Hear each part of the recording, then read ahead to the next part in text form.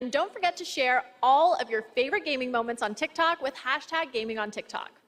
Okay, we're going to take a quick break, but there is plenty more opening act after a very important message. Don't skip this cutscene, people. The journey ended here, a place of wonder and awe. We breached the cosmic veil and reached a new planet. Yet generations later, this world remains untamed. Our reunion was foretold, our paths destined to cross. I'm here for you now, Administrator.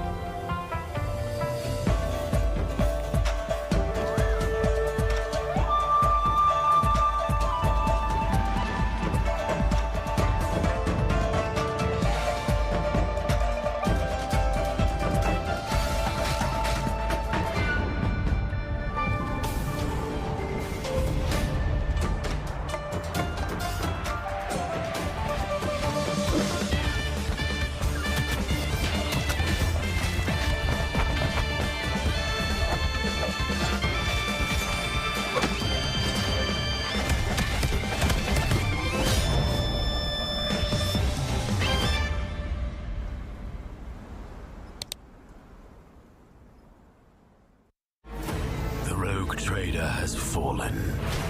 Now I must take up their mantle to restore the dynasty to its former glory, to reclaim what humanity has lost, to venture forth into darkness and bring the light of the Emperor to the uncharted void.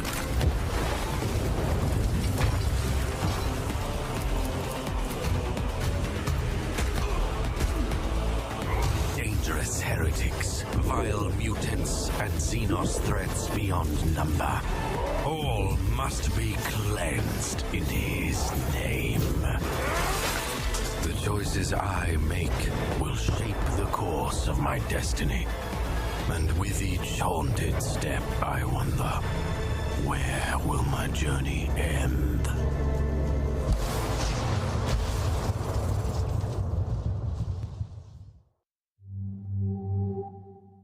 Wait, you're Connor Kenway. Good thing for you that I am here, then.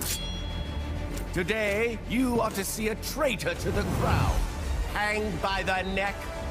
For his crime, the penalty is death.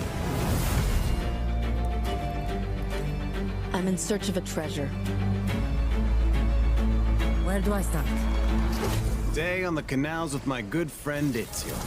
What could be better? Flatter me as always, Antonio. In the end, the Templars will succeed.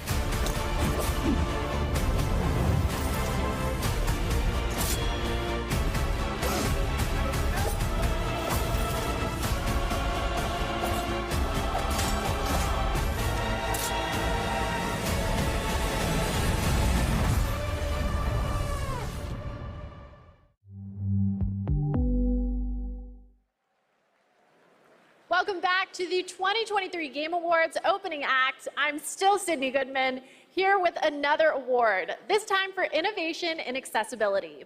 The gaming community is massive, but honestly, it should be even bigger. And these nominees are pushing gaming beyond its current limits.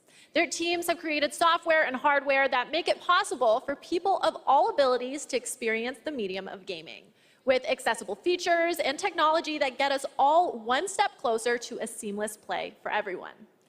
These nominees are doing the work, and they are Diablo 4, Forza Motorsport, Hi-Fi Rush, Marvel's Spider-Man 2, 1 and Street Fighter 6. And the Game Award goes to Forza Motorsport.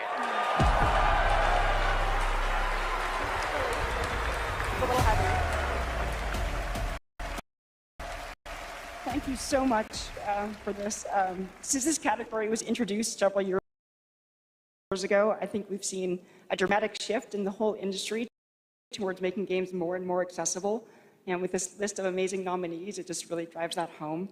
At this point, I think we've made the most accessible racing game ever playable by people across the mobility and vision spectrum, including totally blind players. But really, the real winners here are the players who have so many great games to play.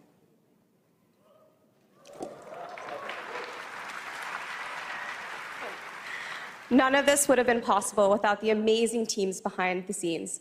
Big thank you to our audio team for their tireless effort, championing for accessibility and making them, and last but not least, Brandon Cole for being our accessibility consultant and partner for the last 2 years.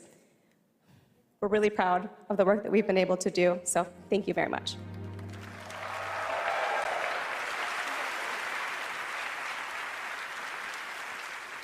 Congratulations, Forza Motorsport. Here at the Game Awards, we believe strongly in accessibility and want to celebrate any game that makes it a priority. And our next developer, The Odd Gentleman, believe that by making their games and their company accessible and inclusive, they can develop new types of gameplay with stories that everyone can enjoy. They created the following game in a deep collaboration with artists and developers from the deaf community. And we are very excited to reveal it now. This is Harmonium the Musical.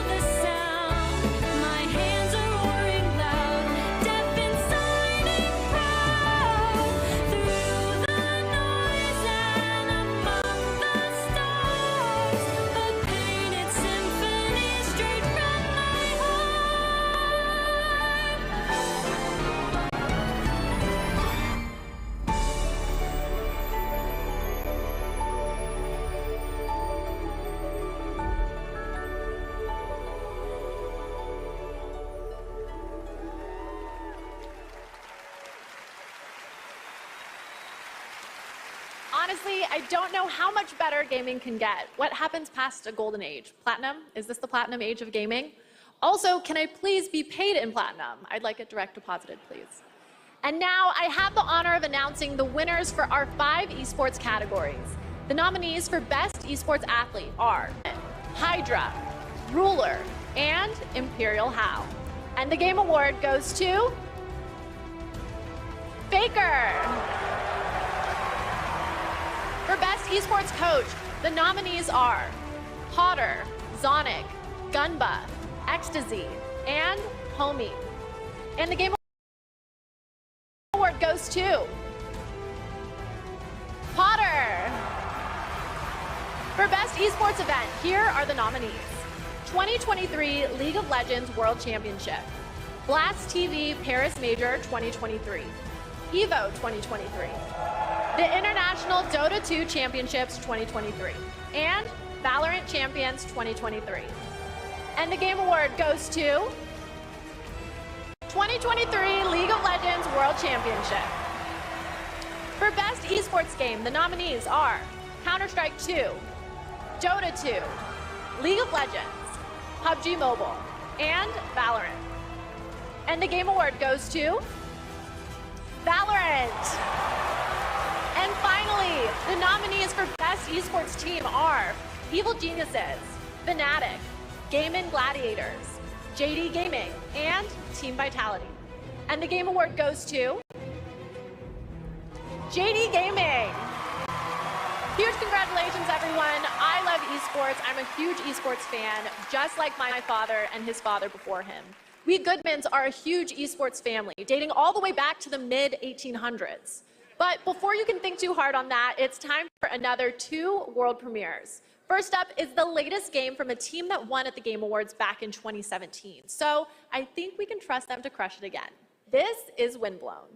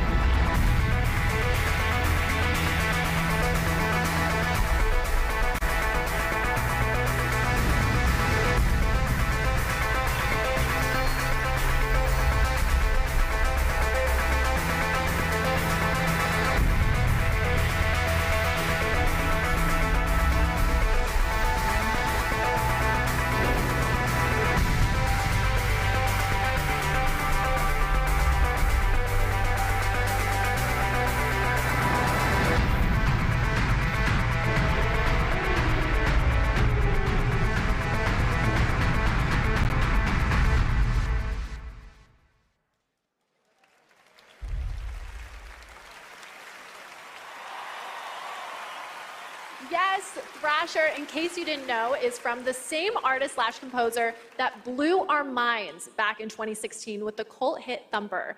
I'm so excited we've got another mind-bending game coming from him in 2024. Special shout out to Samsung and Samsung Gaming Hub, who, not to brag, are also throwing a massive Game Awards viewing party over at Samsung's New York City flagship location with Typical Gamer and Chica. I wish I could be at 2 places at once, but the last time I tried to clone myself, I sparked a pretty sizable fire in the MIT experimental physics lab. Oops, but we can talk about that later. Let's check out what Samsung is coming out with now.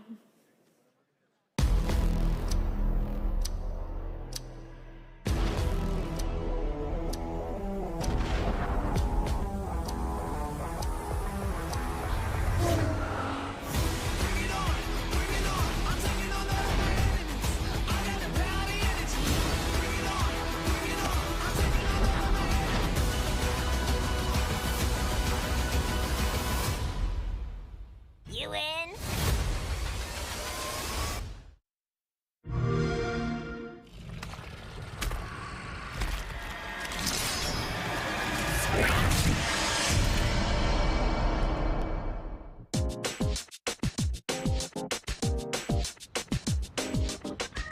Good morning. Let's begin. Sewing is my life. Last one! Go for it! Now that's what I'm talking about. Moonwalk.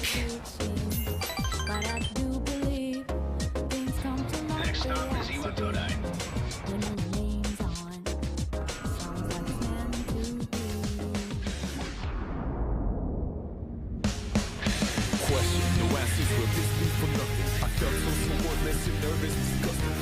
That's the Dark Hour.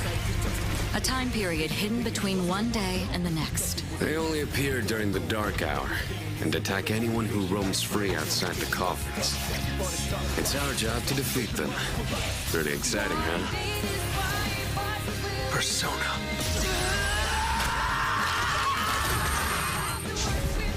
Next. Come on! Why do you try to fight when you know it's hopeless? In fact, I don't even really have a good reason to live. For me, or you, or anyone, just simply existing gives our lives meaning. Soon, the end will come. We are not giving up, no matter how long it takes! To me, this is what it means to live.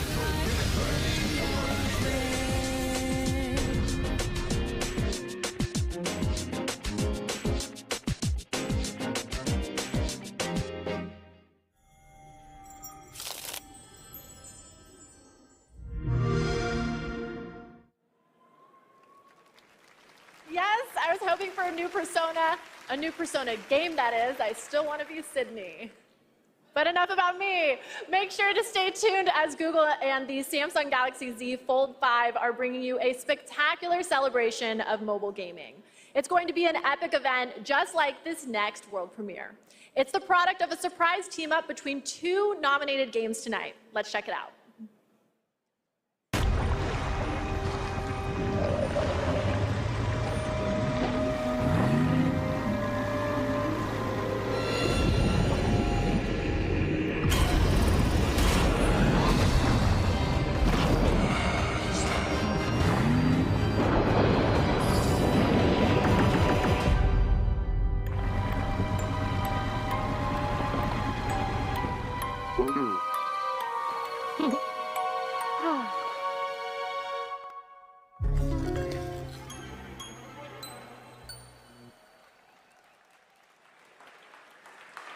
I can't believe it. It's almost time for our big show. The theater is filling up behind me. It's hard to hear myself think over all the excitement, but I have to keep it together because I have the next award ready to go.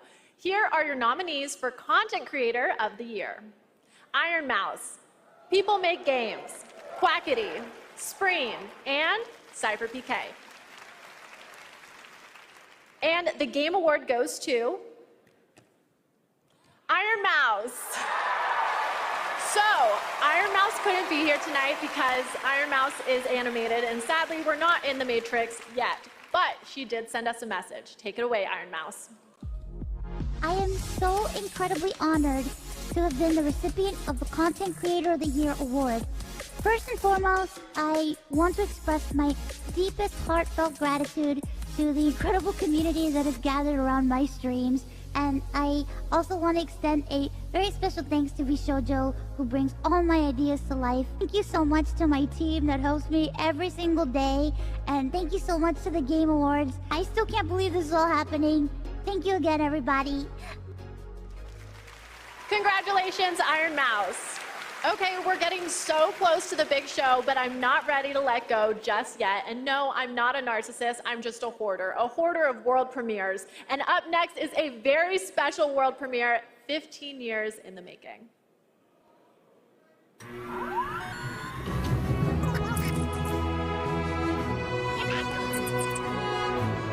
What a beautiful world. Too bad they never made another one.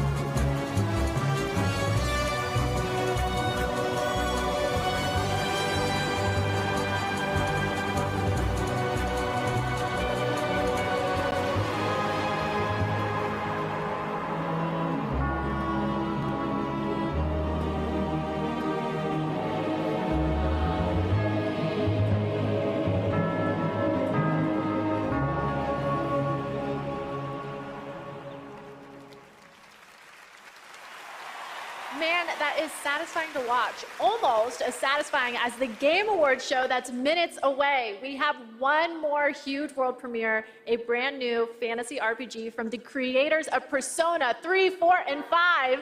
And tonight they're giving us a glimpse into the story, characters, and gameplay. Let's do this. It's a story about a world very different from ours. Tis a world where all people are equal and no conflict exists, much like the world His Highness once dreamt of. To put it another way, this is a fantasy. Your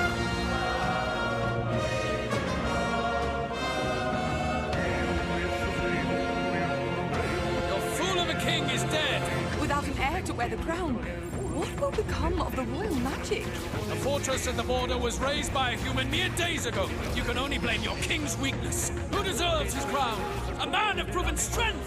The people of my land desire a new king, and I shall provide. Welcome one and all to the inauguration of the tournament for the throne!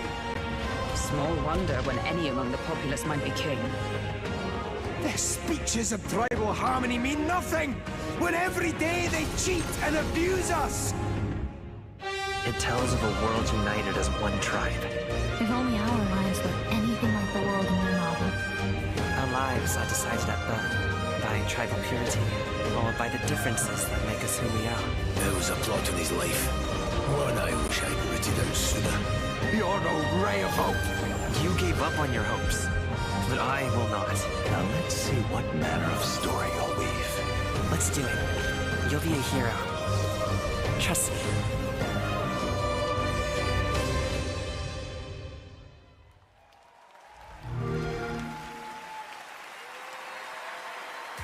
Okay, my friends, that is it for our opening act, but we are very far from done. Our big show is about to begin, but don't worry, this isn't the last you'll see of me. I'm staying all night, baby. And I cannot wait because this show is absolutely stacked. We have tons of big awards, even more world premieres of brand new games, and an incredibly special guest, a legendary actor and performer of both the stage and screen, the Muppet himself, the great Gonzo. I have to admit, I'm freaking out. I'm completely starstruck. And get this, the cast of the show, based on the Fallout franchise, is here to debut an exclusive new look at the series. The vault is opening in a huge way tonight. Okay, thank you all for going on this journey with me. You're the best companions a host could ask for. Let's do the boss level. The 2023 Game Awards starts now.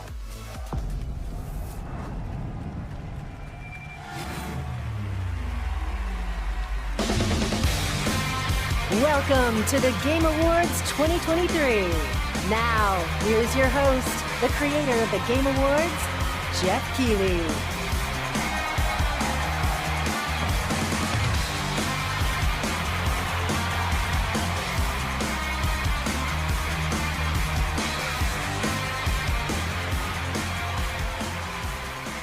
Good evening, everyone, and welcome to the Game Awards. Tonight is our 10th TGA, a global celebration of video games, and boy, do we have a show for you. I am so excited to get this started. Together, we are going to recognize outstanding creative work in games in 2023, and we'll look into the future with an astonishing lineup of world premieres. More than anything, this is a show about bringing our community together in this room and online around the world to focus on something we can all agree on. There's nothing more powerful or more immersive than an extraordinary video game.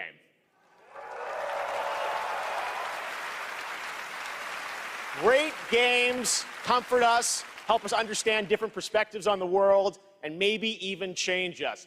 That's what makes this medium different. Games, the actual things we play, are insanely special, and we're going to celebrate that for the next few hours. And we've got such an amazing group of people with us. They're built by talented creators and teams, and many of them are here tonight. Mr. Aonuma, Mr. Fujibayashi, great to see you back after winning Game of the Year in 2017 for Breath of the Wild. Good luck tonight. One of our industry's greatest creative and technical forces, Mark Cerny, PlayStation's lead system architect celebrating 25 years of Cerny Games. Thank you for being here, Mark. Of course, the team behind Pizza Towers here, too.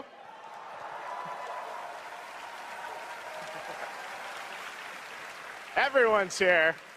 Melina Jurgens, our best performance winner in 2017 for Hellblade. Welcome. I think we'll be seeing you a little bit later tonight. And we are also honored to be joined by the Tujimoto family, Haru and Ryozo, who are celebrating 40 years of Capcom this year and a Game of the Year nomination for Resident Evil. Welcome, guys. It's so great to have you with us. Now, we have a big show, so let's get right into it. To present tonight's first award is last year's winner of Best Performance.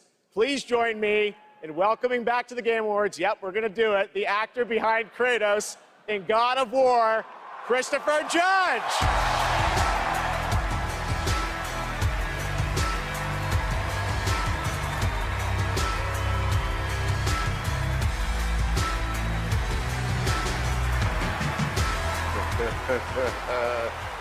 Oh, what a card. Good evening, everybody. It is such a pleasure to be back here.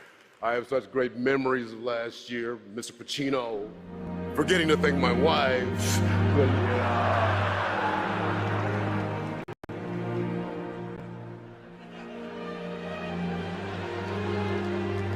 Mother. All right, I get it. I'm not gonna stand up here making long speeches. I'm gonna stick to the script. No 8-minute speech like last year. But fun fact, my speech was actually longer than this year's Call of Duty campaign. What?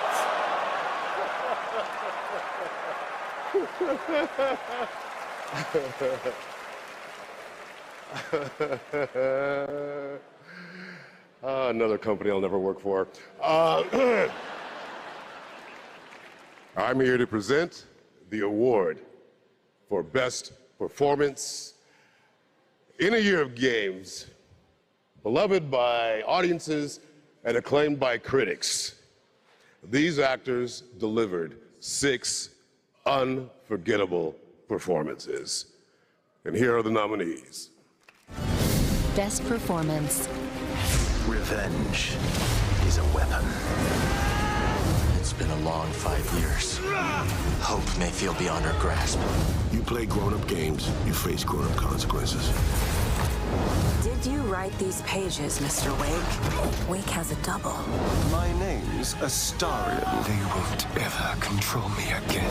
Ready for your annual physical? We have to talk. I'm the hero here.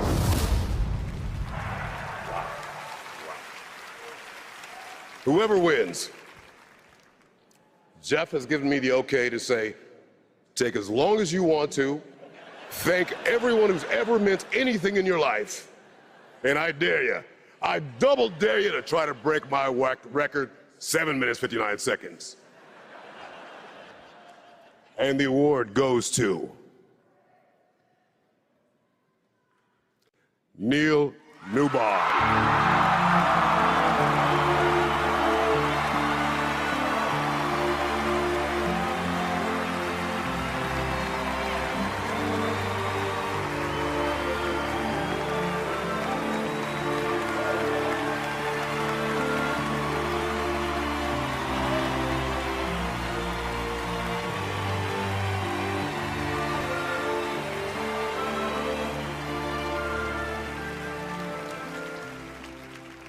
Hi.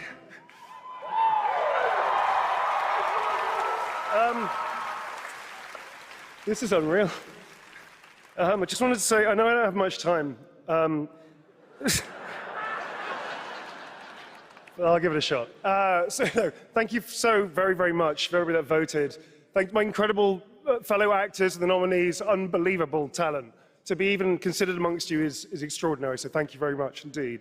To Swen, to Larian, to all the writers, to Stephen Rooney, the writer of Astarion, I'm going to forget everybody. To Pit Stop, who worked so hard, the directors, my fellow actors, 248 incredible actors that gave it heart and soul.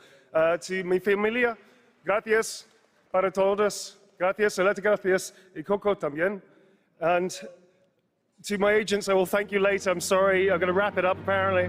One thing I will say, please, if that's okay. The community has reached out to so many of us at Larian and said they were seen and they were represented by this game when they lost hope, they felt isolated, they felt alone, and this game brought them together and gave them something to push through to help them all. And to you, I want to say thank you so much for seeing us. Appreciate it. You're not alone in this. None of us are. Thank you.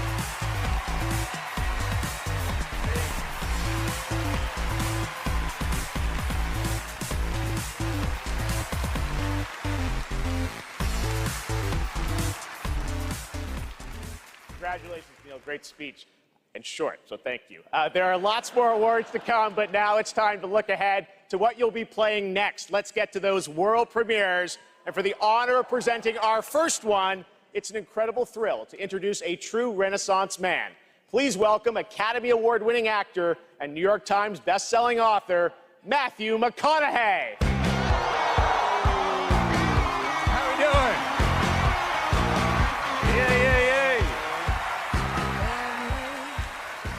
Thank y'all for having me. Good to be here. What's up, everybody? Good to be here with you at the Game Awards. Now, I was going to come out and I was going to say the line that has preceded me all my career, all right, but they told me, they said, no, don't do that. Come out and say, pew, pew, pew. All right, we'll see how that handled. I'm here tonight because I have a world premiere for you from Austin's own Archetype Entertainment. I'm also here tonight because the video game that I'm premiering is the first ever video game that I'm a part of. Yay. When the Archetype team first reached out to me, I was excited about becoming a part of the gaming world, but what really turned me on was when they shared the game's vision and my role in it. I will be voicing a character in this game, and all I can say is that I will have a unique relationship with every player. In this game, time moves differently. Days for you are decades for your loved ones back home. The choices that you make not only affect the people that you love, they'll also affect your entire civilization for generations to come. Now, personally, I have had some experience with time dilation. And now you can too. So now I'm proud to share the first ever look at Exodus.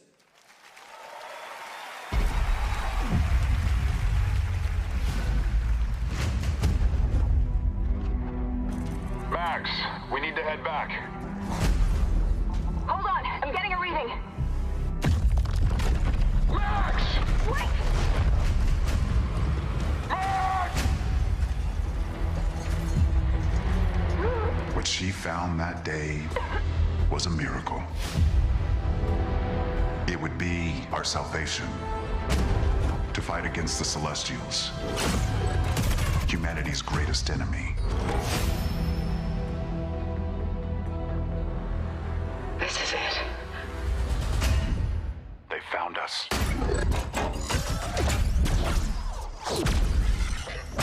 Stop! Stay down! The Celestials hunted us down. I knew they'd keep chasing us until they ripped our ship apart, and I had to save her. I led them away from this world, away from her. We both knew the cost of using the gates. When you travel at light speed, time slows to a crawl. It was only days for me, but an entire lifetime passed for her. And in the chaos of those final moments, we never said goodbye. No, come with me! Wait! Please! Tom! I love you.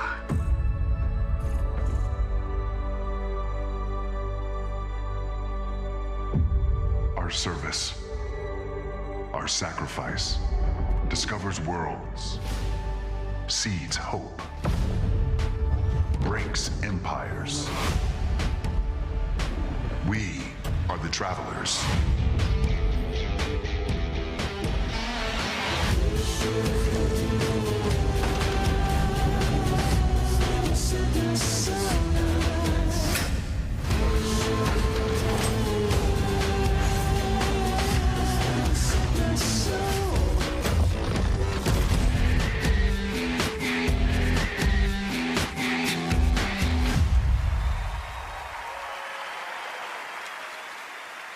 That is a very exciting project, giving me some Mass Effect vibes, and I appreciate the team sharing the first glimpse at gameplay at the end there. Looks great. All right, well, now we're going to go right on to another world premiere.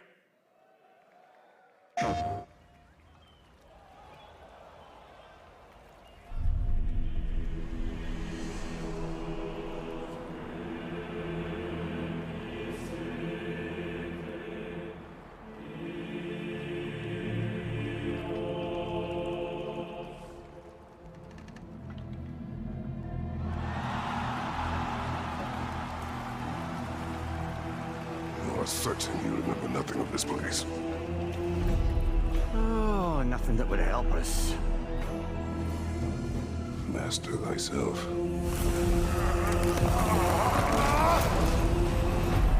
Tell me, brother, why exactly are we doing this? I must face this.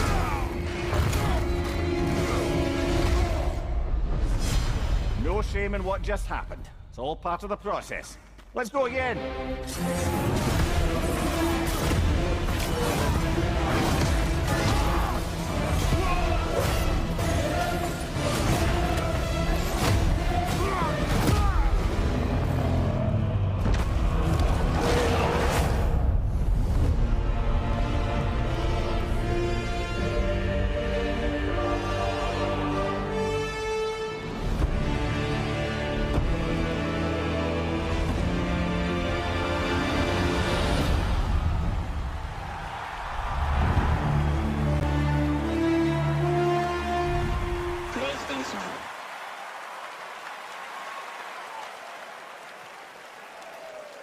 There's a very nice holiday surprise from PlayStation. Kratos and Mimir are headed to Valhalla in an adventure that blends God of War Ragnarok's combat with elements inspired by the roguelike genre for an emotional, unexpected, and fun new twist. And yes, as you saw, it is free. The team at Santa Monica Studio are fans of their fans and are offering this DLC, God of War Ragnarok Valhalla, as a gift to the community, and you will be able to download it in just 5 days on December 12th. Amazing. All right, switching gears. Our next world premiere comes from a small independent team of developers in Australia. I love that this show can give a platform to independent creators. Their last game in 2019 was a sensation, and their next project is equally exciting and unexpected.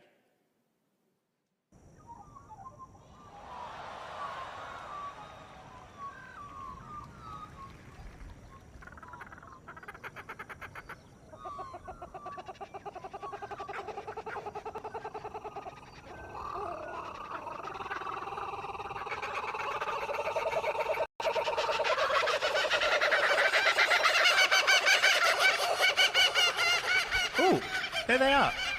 Where? Oh, I see them.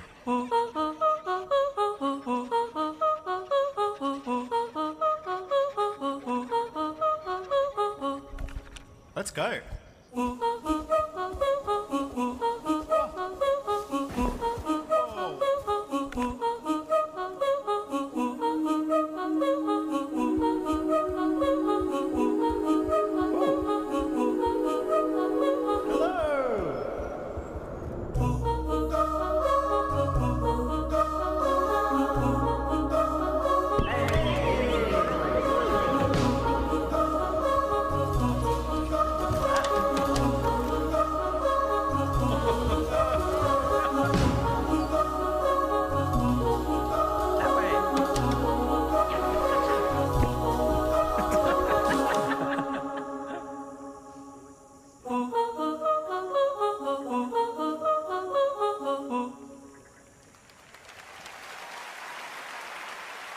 super fun, right? I did a playtest of that game about a year ago and had so much fun. It is a very special and unique game, and I'm honored we got to share it with you here at the show. All right, while you're watching TGA, head to TGASteamDeck.com right now. We're doing another Steam Deck giveaway. This time it's the brand new 1 terabyte Steam Deck OLED featuring an HDR OLED display. Enter now only during the live show at TGASteamDeck.com for a chance to win 1 of 100 OLEDs. All right, trust me, we are just getting started, guys. There are so many game announcements, awards, and musical performances ahead, including the Old Gods of Asgard from Alan Wake 2. Just wait, it's amazing. We'll be right back.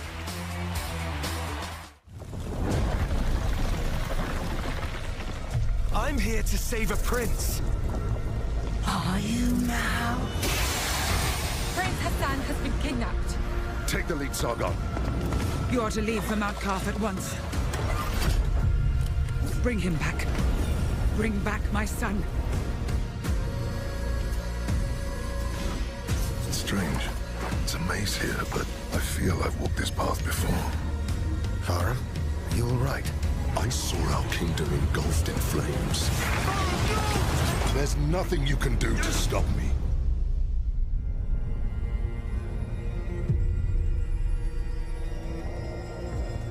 How am I still alive?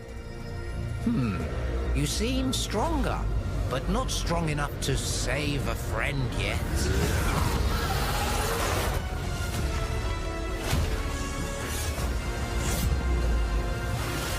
Are you courageous enough and clever enough to save your friend?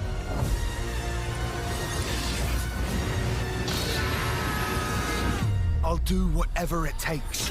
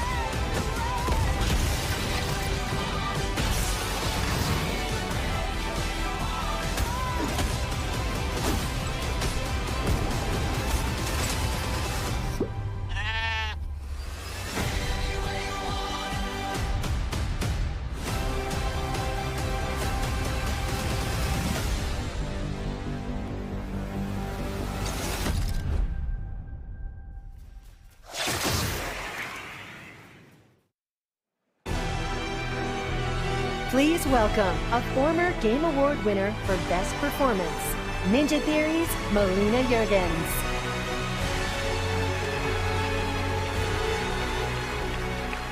Hi. Performing an original piece from our upcoming game, Senua's Saga Hellblade 2, I'm proud to introduce to you to one of my favorite bands, Heilung.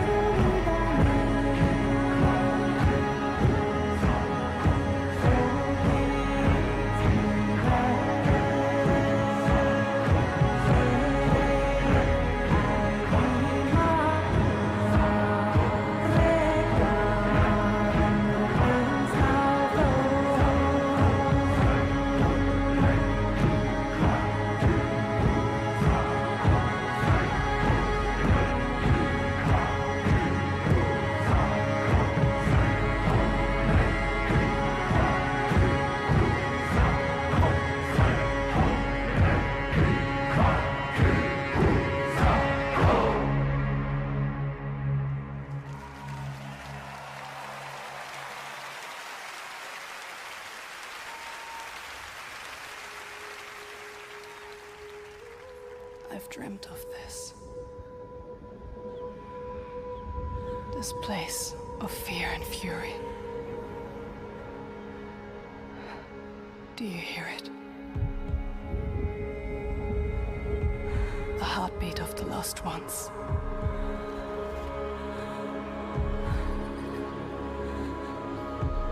I can feel them on my skin.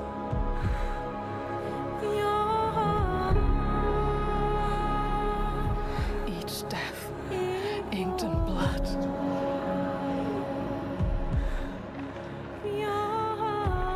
I won't stop fighting for them. Until the very last beat fades away.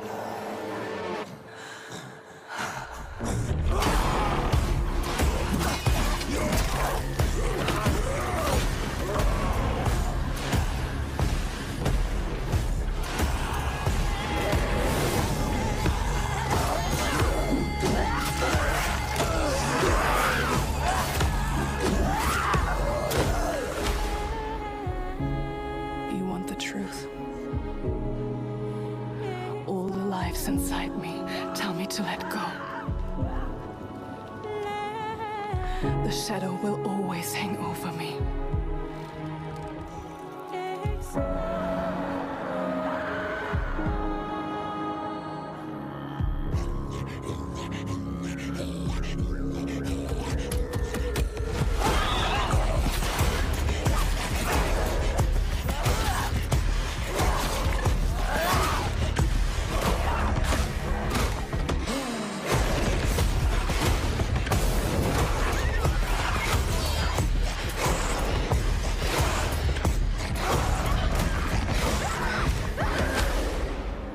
What will I become?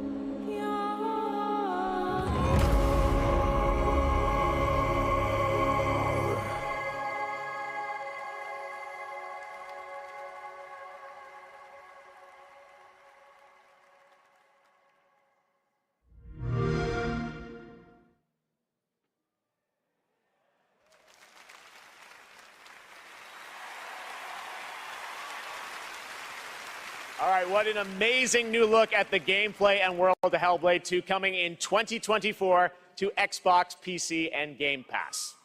Now to present our next award, please welcome a former Game Award winner nominated tonight for Best Fighting Game, the creative director of NetherRealm Studios. It's Ed Boon!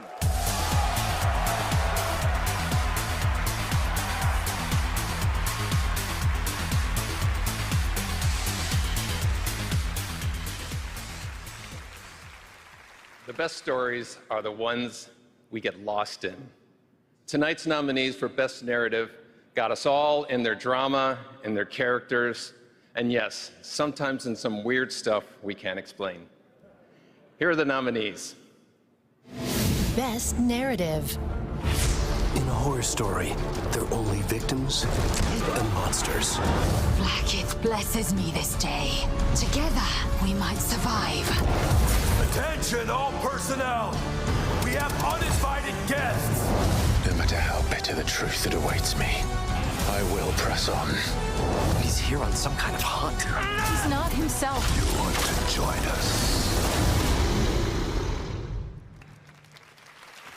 And the award goes to Alan Wake 2.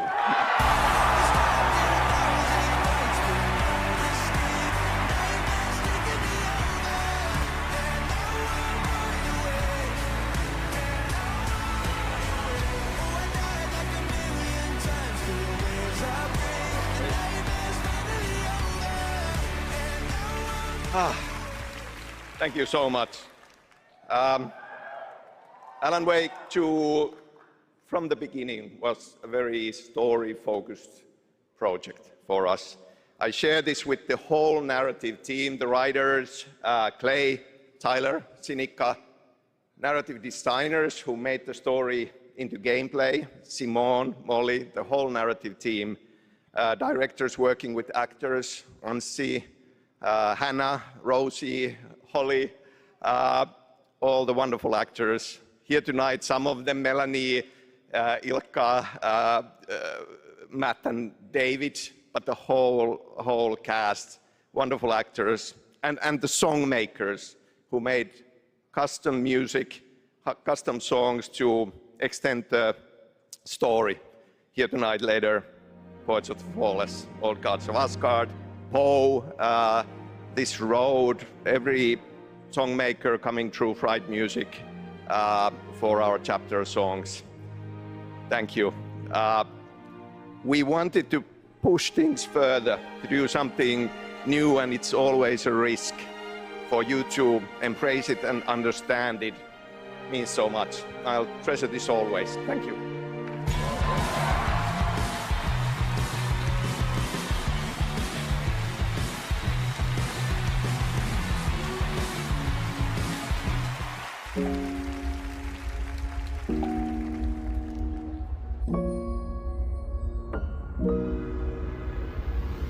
アーティストとして私たちは想像力を駆使して目に見えないものを見ることができます。私たちはボーダーレス。私たちはアーティスト。私たちはどこにでも存在する。私たちはアンシーン。You may have recognized that incredible creator who built her own independent studio in Tokyo, and she wanted to show you what she's been working on before she's even signed it with a publisher or a platform. I said, come to this show, just show it to the audience and the fans first. So that's what we're going to do. We're honored to have her back at the Game Awards. Please give a warm welcome to Akumi Nakamura.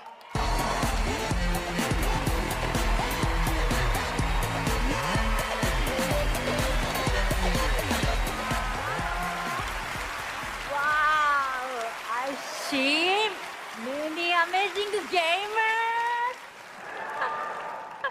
Hi, Ikumi Nakamura desu. Konnichiwa. I'm super excited to be on this stage again. Thank you. First, I want to say thank you to the Anshin artist, Miteru. And you, thank you, all you.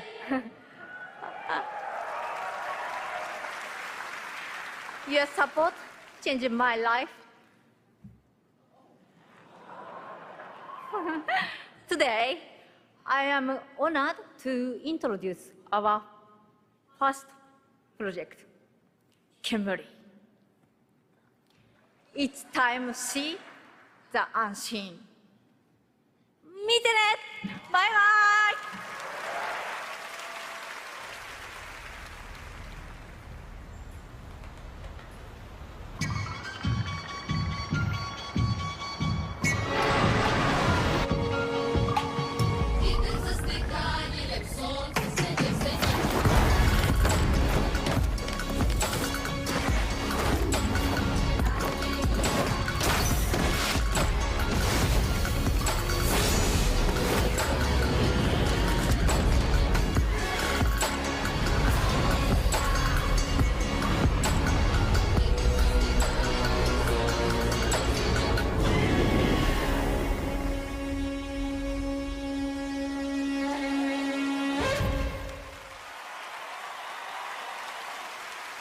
So many incredible projects tonight. Thank you, Akumi. Now, tonight, it's not lost on me that all of our Game of the Year nominees are from big, established franchises. And while we all love a big sequel, it's important to use a place like TGA to introduce you to brand new worlds, like what you just saw with Kemuri, and like this project.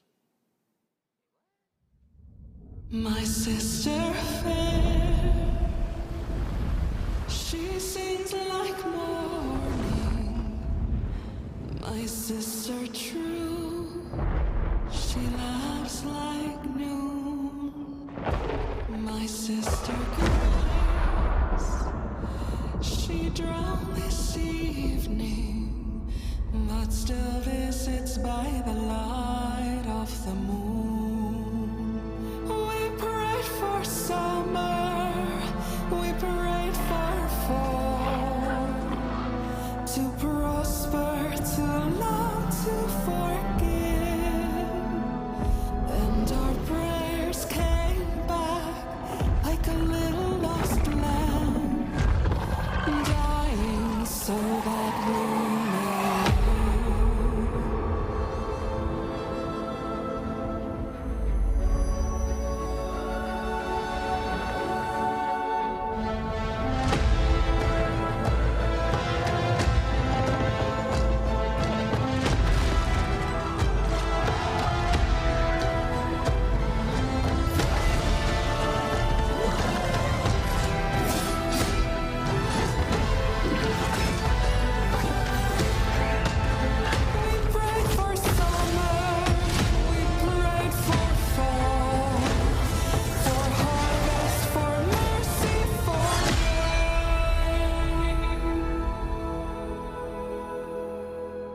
And our prayers came back like a voice in the dark, unanswered, but not quite the same.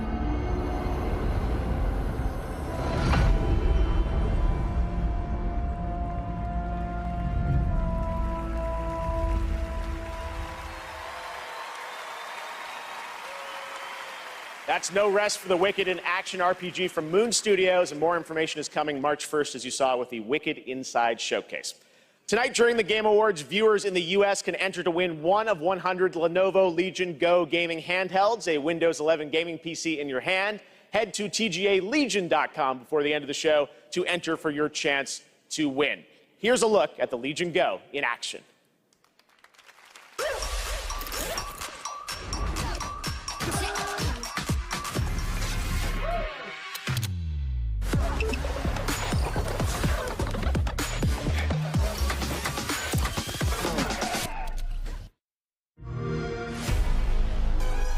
The best discoveries are the ones you really feel. The thrill of exploring new worlds. The rush of victory. But there's still so much more to discover.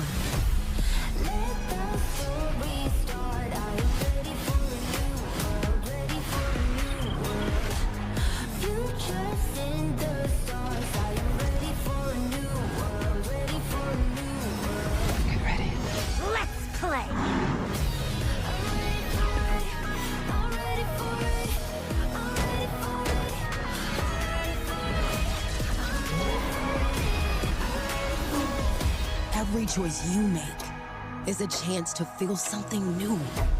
Good luck. Have fun.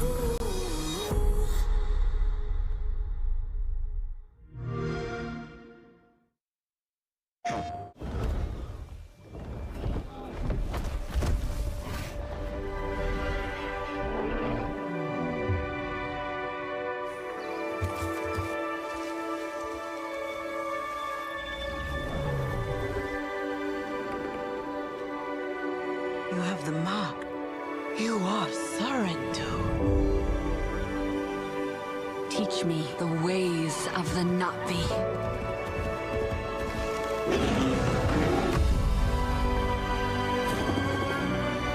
What they do to the land, the RDA, that is death. We did not want war, but they have made us warriors. Avatar: Frontiers of Pandora, available now. PlayStation. Hold on. This hits. Good day, Sot. You're just a wiffle waffle. You can't even aim when you go into battle. I am a baron. You are a border. I write decrees. You mix mortar. Fire on thee. I got an acre. You eat horse bread because your mom's a baker.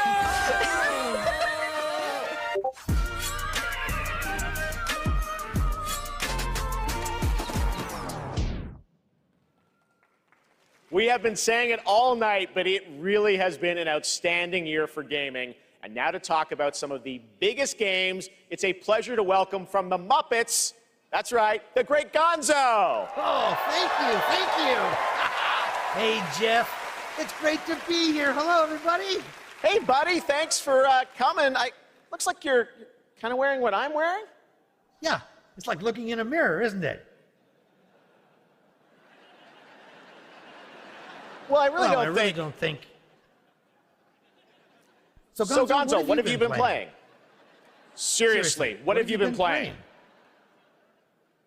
Hey, everybody. Hey, everybody. Gonzo's buying everyone popcorn tonight. Hey, wait a minute. All right, that was a good one. You got me. Well played, Jeff. Yeah, well, thank you. Seriously, though, what have you been playing, Gonzo? Well, lots and lots of Tears of the Kingdom. What an incredible game. You know that one mission where you follow the cuckoo up a hill? I lost track of how many days I spent doing that. The objective is really, just follow the chicken. You don't have to ask me twice. That's right, you do love your chicken. So I get that was your favorite part. What did you think of the ending? Oh, I never get past that cuckoo mission. I keep restarting to see if I can get a slower time. All right, well, any other great gaming highlights this year for you, Gonzo? Are you kidding? Actually, if you have the time. Hey, you guys got a minute? I'd like to show you how many of this year's greatest games all revolve around one central theme. Check this out. Got the case board. Yeah, well, that's quite a conspiracy you've uncovered. I know. You probably think I'm obsessed with chickens, and I can't appreciate video games beyond this one very specific interest. I mean, yeah, I think we're all thinking that. Yeah, maybe. What do you think, Zelda? Yes! Let's do this IRL! Come on! Unbelievable. All right, here are the nominees for Best Debut I'm just Indie Game.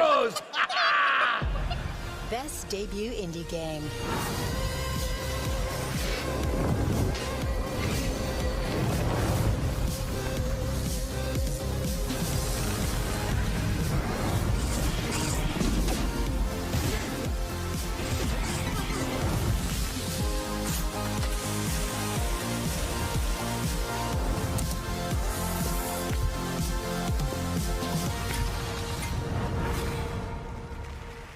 I feel as free as a cuckoo. Yeah! All right, the great Gonzo. Thank you, Gonzo. And now to the task at hand. The Game Award goes to Cocoon.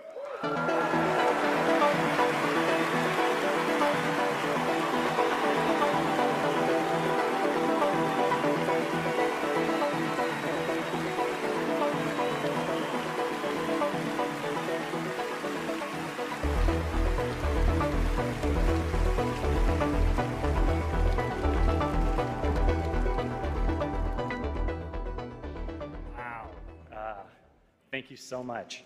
The team from Geometric couldn't make it out tonight, but they wanted us to pass along their thanks for everyone who played and voted for Cocoon. And to Jeppe, Mads, and Jakob, and everyone at the team at Geometric, thank you so much for being such a wonderful partner on this game. Thank you. The Geometric team also wanted to thank they were honored to be nominated with all the awesome studios in this category. We can't wait to see what you guys do next. Thank you.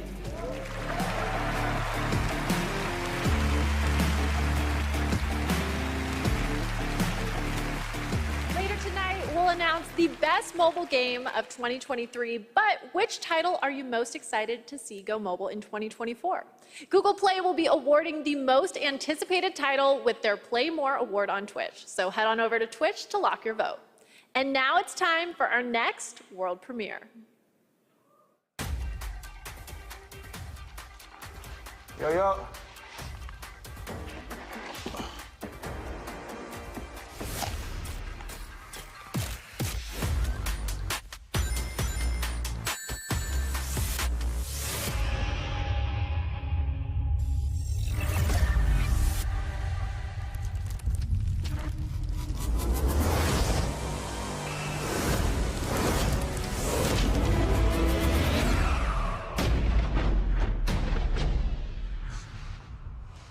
Did you save the game? Really?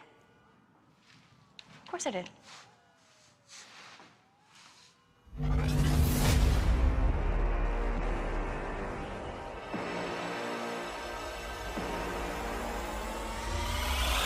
Let me reintroduce you.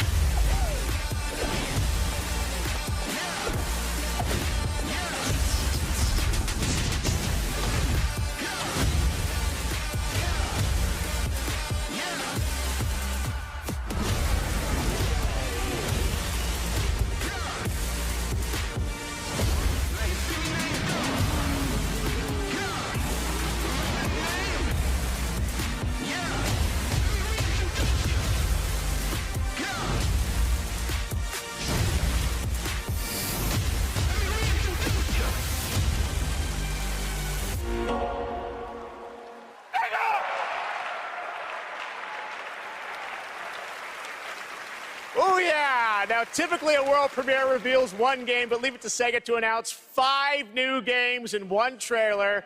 So many memories for all of us. All of those are first of the many brand new games in development and set for release over the next several years. Thanks to Sega for that truly incredible announcement. All right, well, this next trailer might be something Dragon Ball fans have been waiting to hear about for a while. Here we go.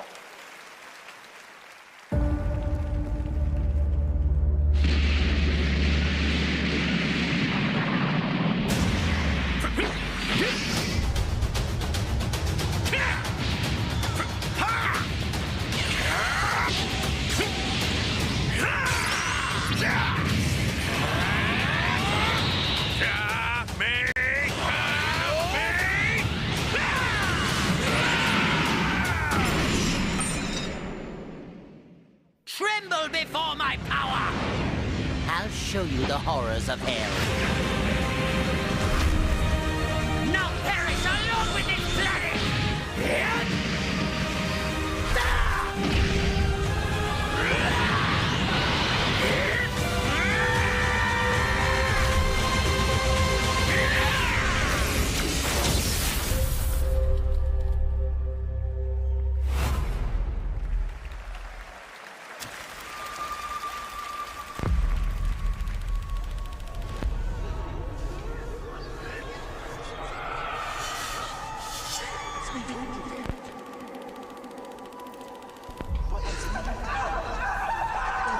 Whatever's down there is too dangerous.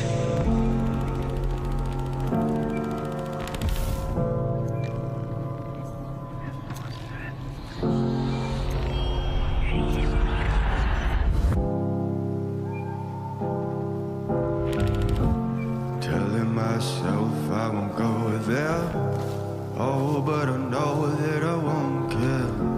Trying to wash away all the blood I spilled. This loss is a burden that we both share. Two sinners can atone from a lone prayer.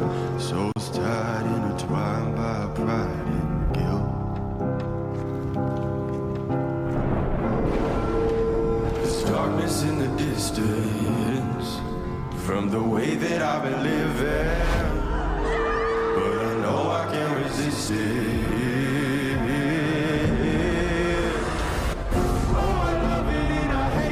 Same time, hiding all of our sins from the daylight, running from the daylight, running from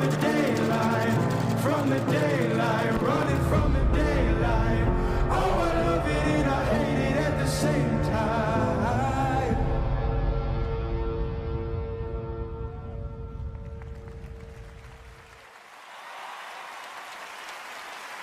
That's right, two huge names in the horror genre, Dead by Daylight and Supermassive Games, are coming together for a brand new single-player experience, the casting of Frank Stone. Now, tonight we're showing you lots of new worlds, but now it's time to return to a world we haven't seen in quite some time.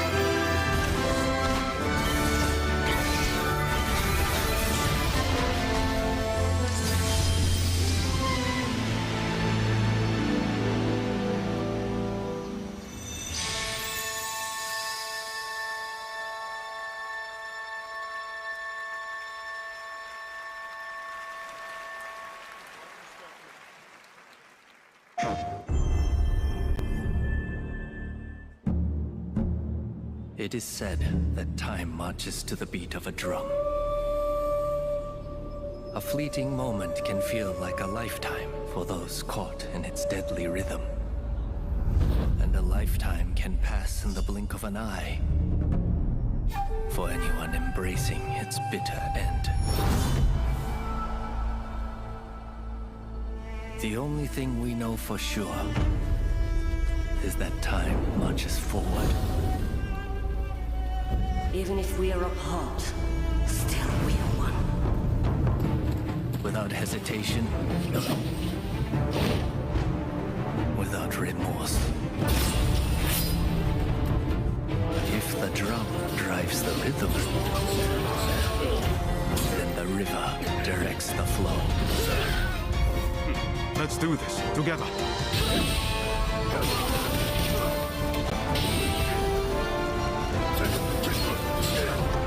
How many mountains must you move to alter the river below? Let us not forget the pain of Master Shoin and the countless others who have suffered.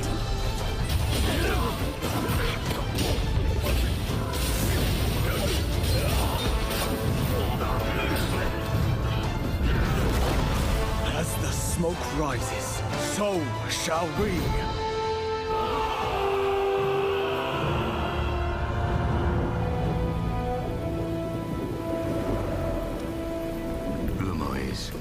A veiled edge will sacrifice their partner for duty.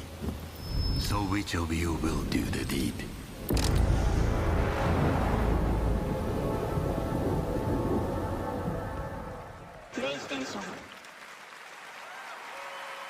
That's Rise of the Ronin coming to PlayStation in 2024. And now it is time to announce winners in a number of other categories. Here are the nominees for Best Action Game. Armored Core 6, Fires of Rubicon.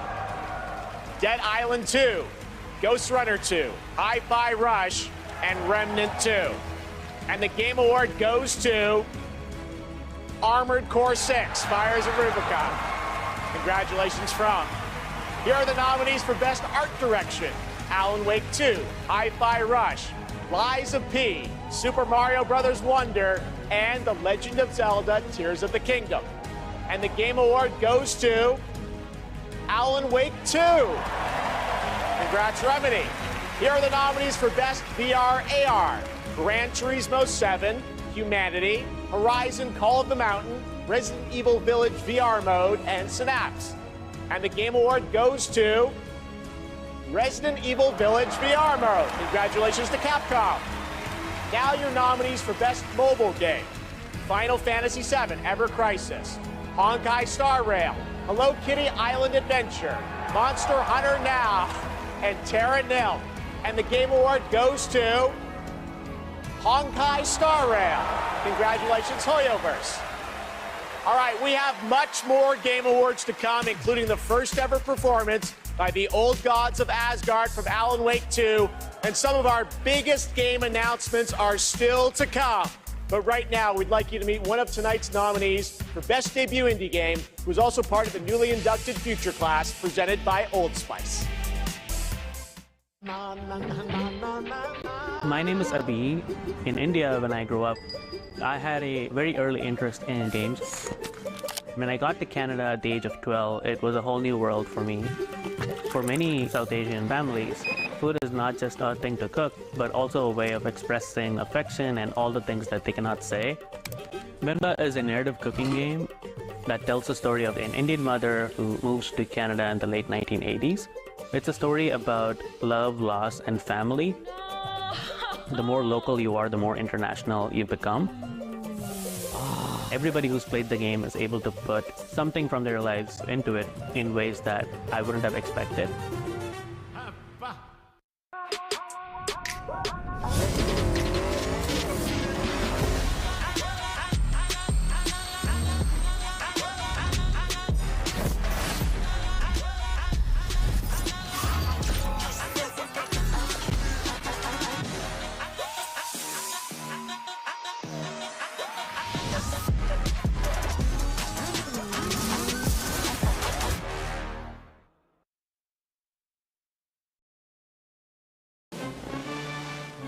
We want you.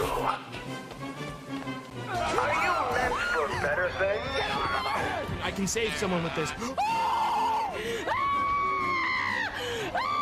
Lonely? Lost? Poor? Confused? Oh, God! Oh, Lord! I won't let you hurt the children! Wait, grind the, wait, do we have to grind the children? What up, man? Welcome in. Okay, now we sit down, very comfy. Let the miracles of science give you purpose.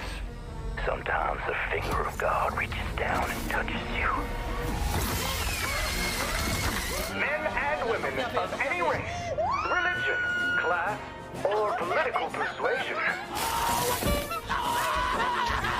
Stop by one of our convenient volunteer centers before the opportunity is gone forever. Bro.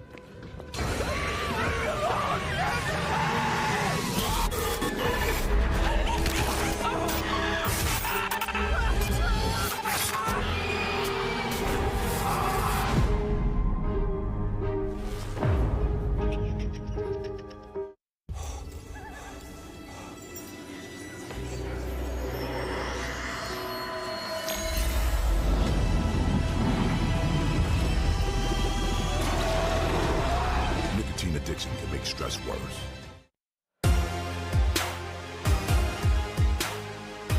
Okay, welcome back to the Game Awards, and are you ready? It is time to get a world premiere from one of our industry's greatest creators. He's been a huge supporter of the Game Awards since the very beginning back in 2014, and tonight I am so honored to share this latest update with you on his upcoming project. Here we go.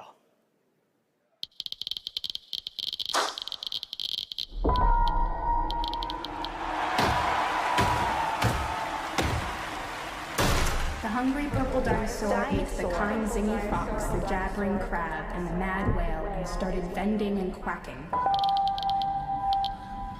The hungry purple dinosaur ate the kind zingy fox, the jabbering crab, and the mad whale, and started bending and quacking.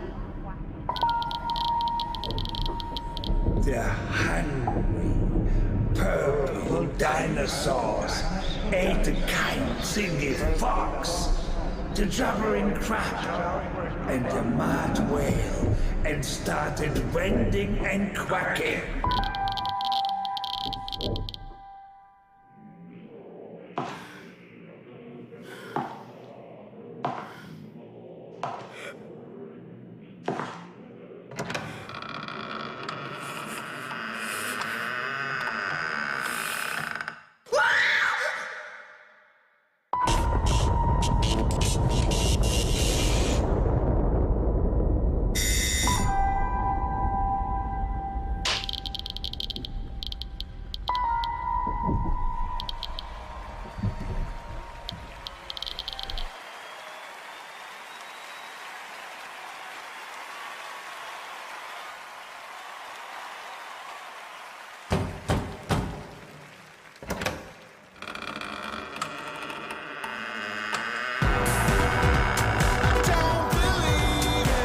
Please welcome the visionary game developer behind OD, Mr. Hideo Kojima!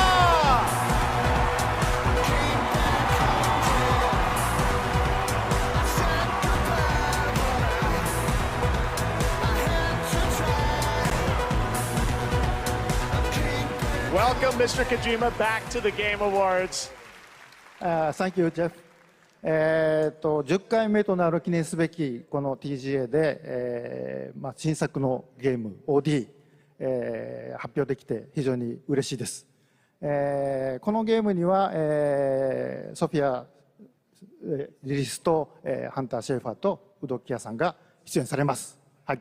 I'm really glad to be at the 10th Game Awards.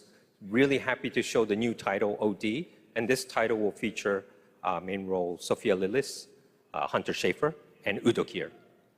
I think we all want to know more, of course. What kind of game are you making, Mr. Kojima? 僕はその誰もがやったこともないような、斬新なことに挑戦することを非常に大好きなんですけども、Xbox ゲームスタジオの力を借りまして、彼らのクラウド技術を使って、全く新しい、ユニークで尖ったゲームっていうのを今作っています。で今までないものなんで、言葉で説明はしにくいんですけども、これもちろんゲームです。遊んで楽しめるゲームなんですけども、ある種映画でもあって、さらに、新しいメディアになるかもしれないという可能性を秘めたものです。So I really like to always challenge new things, groundbreaking things, and that's my kind of rule.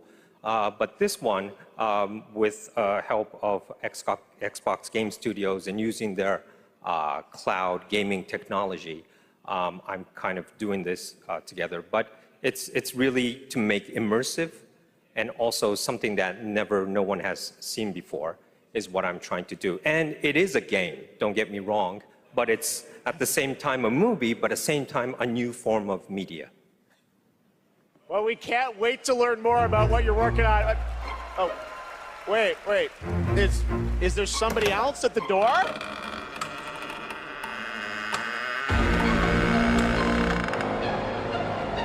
Everyone, please welcome Jordan Peele to the Kojimaverse.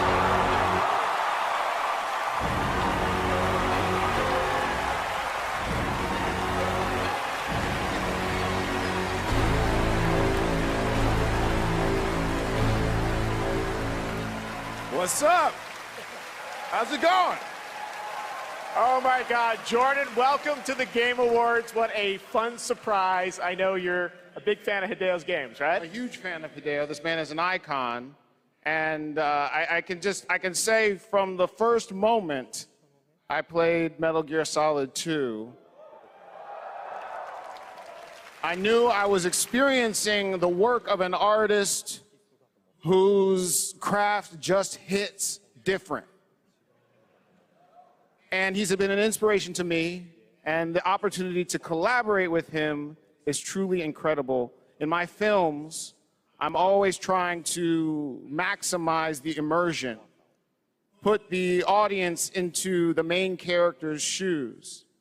Hideo is the master of this, and he does it on a whole nubba level. And what he's cooking up here is completely immersive, utterly terrifying, and I am absolutely honored to be collaborating with the GOAT. Let's go! Two GOATs working together. Hideo, I want to ask you, how are you collaborating with Jordan? Tell us about it. ジョーダンは天才と評価される数少ないクリエイターの一人で、僕はもう彼の大ファンだったんです。でお会いして非常に気が合うので、もう最初に会った時から、昔からの知り合いみたいな、幼なじみみたいな感じで、僕は映画を見て育ってゲームを作っています。でジョーダンは、ゲームを、遊びながら育って映画を作ってるんで、この2人が一緒にコラボするの非常に面白いかなというので、ジョーダンと一緒にものを作り出しました。Well, Jordan is one of those genius, and I've been a big fan of him. And when I met him, I felt like we were friends from the past. We get on very well. We like things that we both like, and we're really happy, and we wanted to collaborate something. And this time, well, Jordan, I grew up watching movies, and I'm a game creator now. Jordan grew up playing games, and he's a movie director now. So this two collaboration will be really awesome. So that's why I wanted to do something together with Jordan. あとですね、Yes.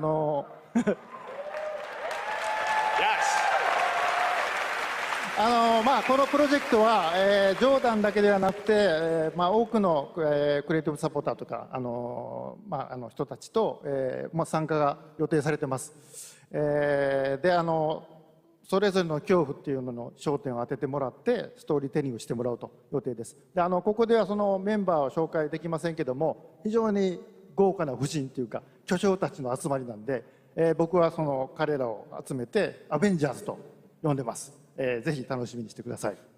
So what I could say right now is that I'm kind of it's not just Jordan. I have other creative collaborative partners. with me on board on this project. I can't really say who they are right now, but I tell you, they are the legends, and they're going to be amazing. And I actually call them the Avengers. Well, the door's closed for now, so no more special guests, but it's going to be amazing. I just want to stress that what this man is building here is unlike any other game. It is going to be crazy. That's it. We cannot wait to learn more. Hideo Kojima, Jordan Peele, thank you so much, guys. All right, it's time for another game announcement. This one's 65 million years in the making. I own an island off the coast of Costa Rica. Really spectacular, spared no expense. For this place, I wanted to show them something that wasn't an illusion. Something that was real.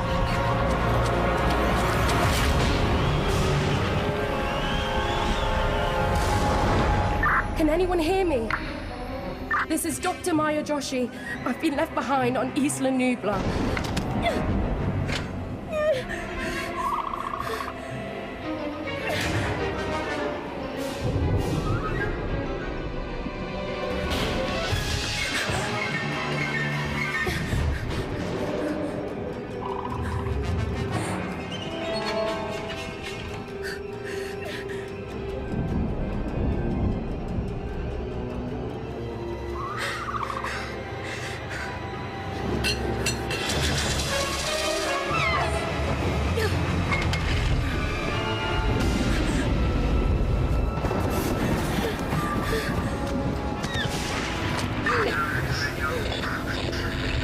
Is anyone there?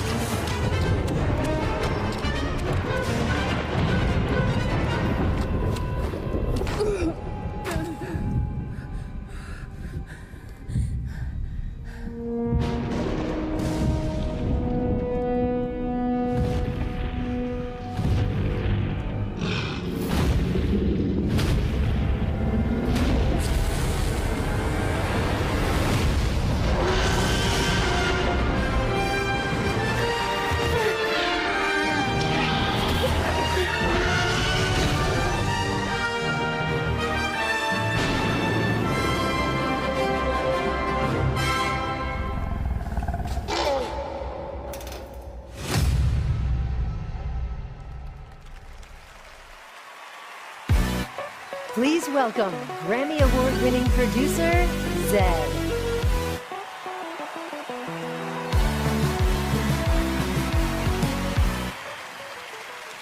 Hello, everybody. I'm honored to be here tonight to present the award for Best Audio Design. Sound is an often overlooked but crucial aspect of game development. It's what brings games to life, creating the immersive worlds we love to explore. It's the eerie noises deep in the forest, the echoes inside an abandoned spacecraft, or the satisfying sound of shooting a web. This year, we've seen some incredible examples of audio design in games as talented sound designers have pushed the boundaries of what's possible. Here are the nominees. Best Audio Design.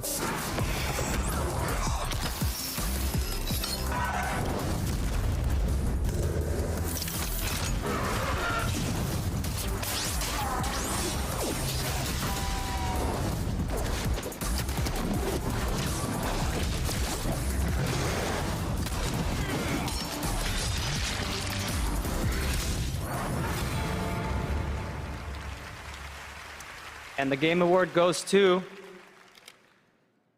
Hi-Fi Rush.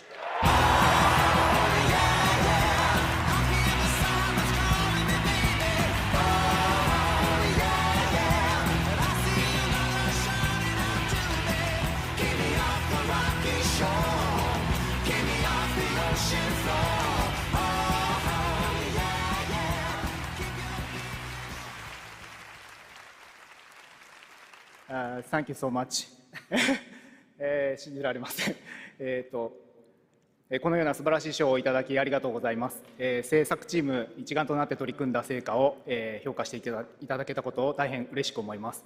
制作をサポートしてくださった皆様、また作品を応援していただいた皆様に心より感謝いたします。本当にありがとうございます。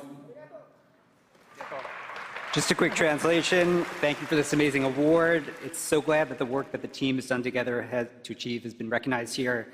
Thank you to everyone who supported this project. And from myself, thank you to our family, friends, partners, pets.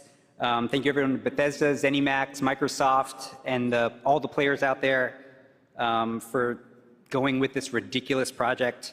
And most of all, to the team at Tango for taking such a wild idea and making it a reality. Thank you so much.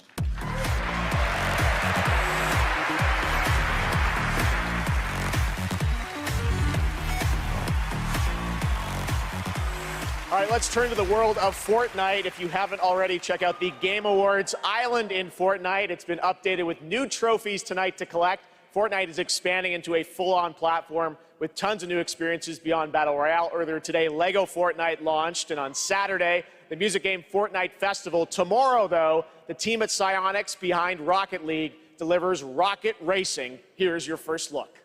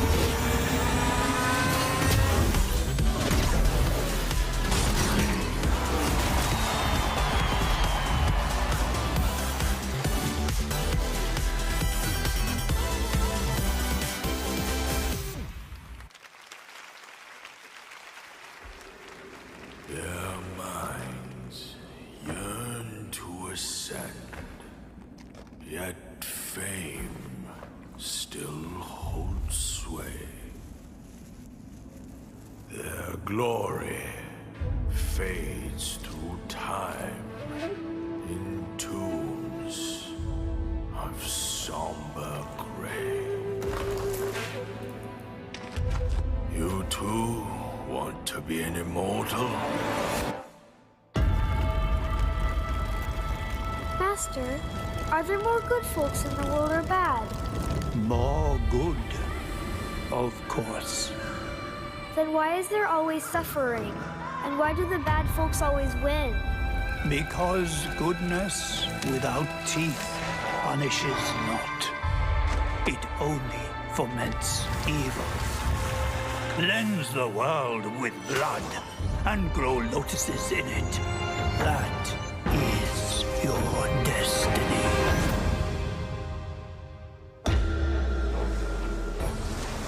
I, the Keeper of the New West, welcome the Destined One. The Destined One who doesn't even know what he's destined for?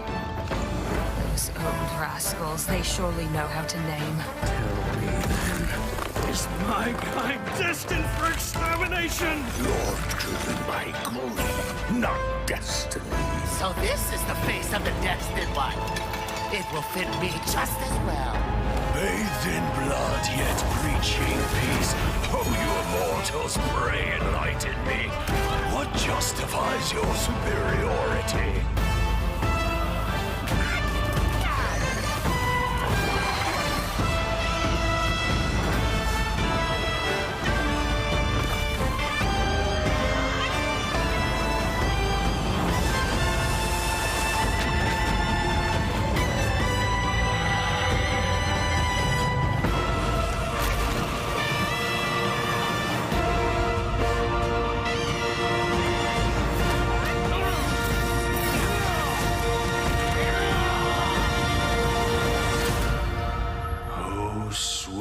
destiny.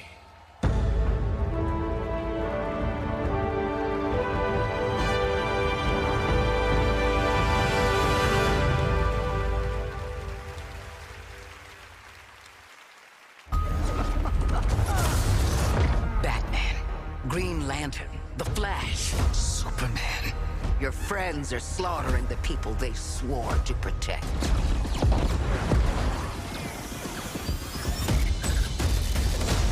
My Justice League will burn this Earth down for me.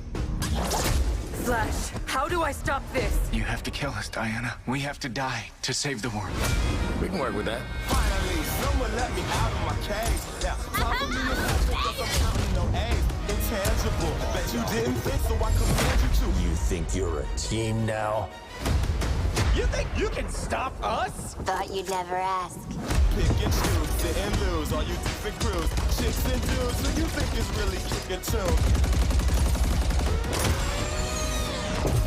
He's the fastest man alive, according to all these girlfriends. I'm happy, feeling glad I got sunshine.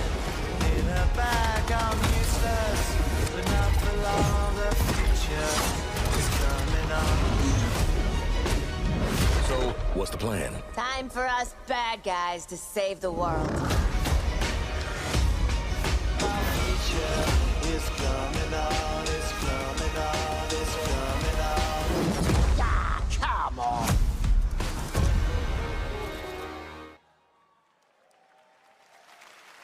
That was Suicide Squad, and joining me now are Rebecca and Megan from Digital Extremes up in Canada to talk about all things Warframe. We've got a special Warframe Twitch drop tonight for those of you watching on Twitch, but I understand you've also got some other news for Warframe fans on the next expansion, right? Yeah, we do. It's been 10 years for Warframe, so, 10 years for you. We assumed we'd get a seniors discount of some time, just because our game is probably the oldest game here, maybe. But yeah, we Keeps going strong. I know, it's because our community is so awesome, and we are going to be showing you the release date for our next major update for Warframe. So we do have a trailer for, Warframe players around the world to watch, which is quite exciting.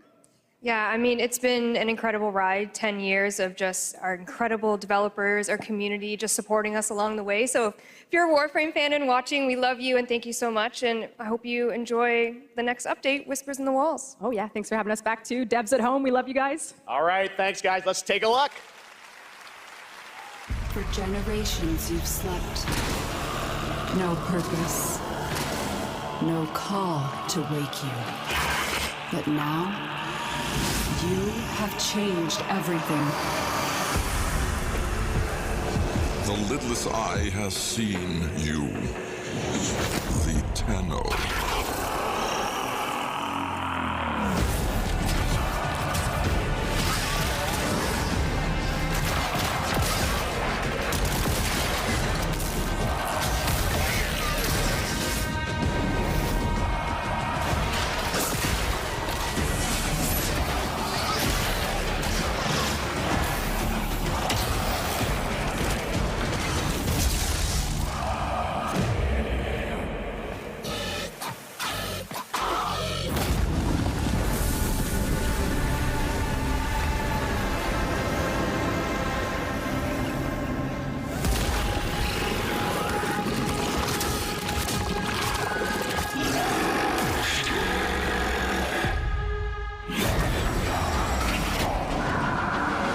Is waiting.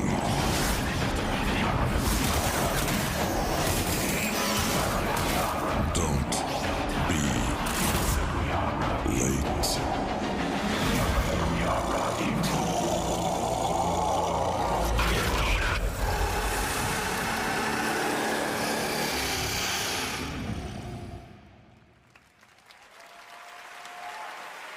There is so much more Game Awards ahead. You thought the surprises were done? Nope, there's lots coming. But while you're here, head to supergameawards.com through December 31st for a chance to win a trip for four to the brand new Super Nintendo World at Universal Studios Hollywood. Here's a look.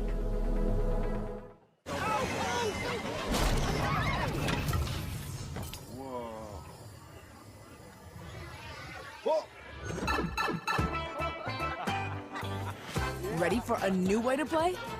Experience the immersive world of Super Mario. brought to life like never before.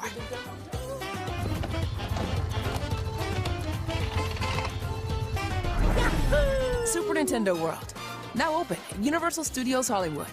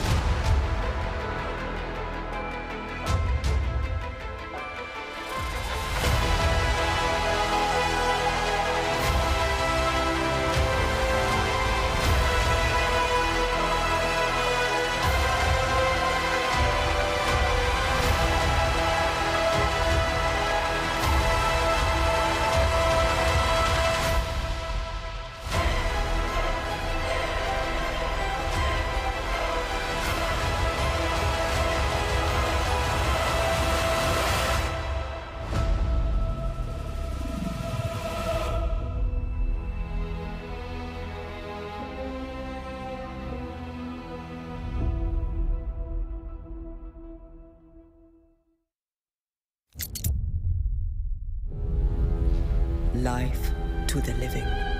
Death to the dead. We have sworn to protect the living from the lingering dead. Keep the incarnate and the invisible separate. To bring peace on errant souls. Once their grip on this world is broken.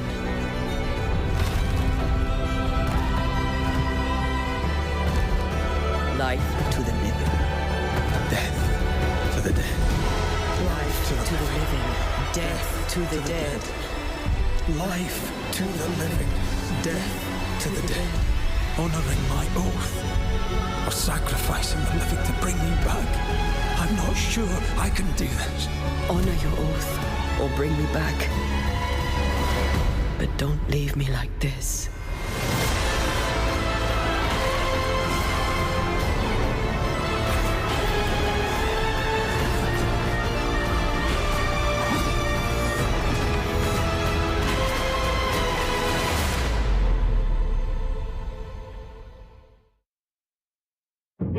This call is being recorded.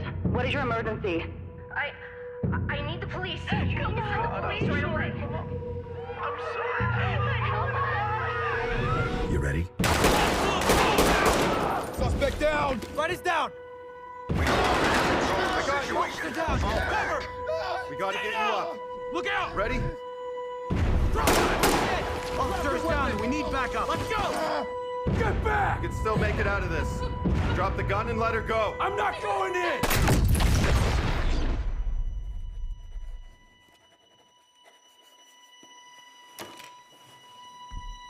So, are you ready?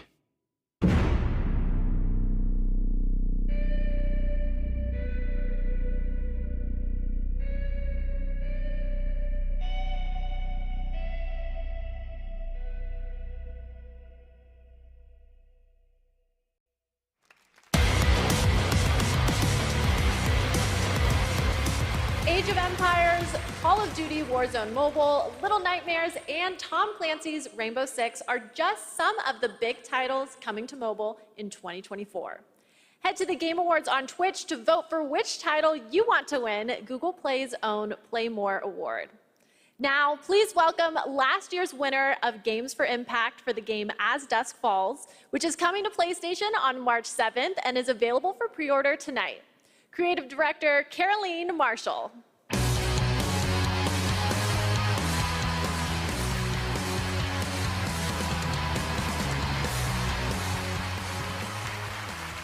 Bonsoir everyone. Winning last year was definitely a highlight of my 22 years in the industry. Games for Impact is one of the most important categories at the Game Awards.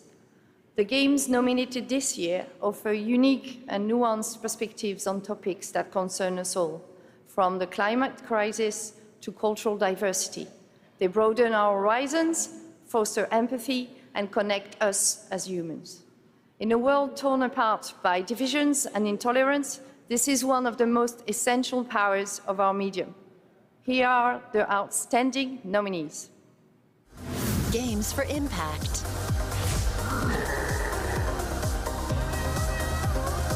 legend says a traveler will reunite the peoples. What's the theme? Using this year to make an impact.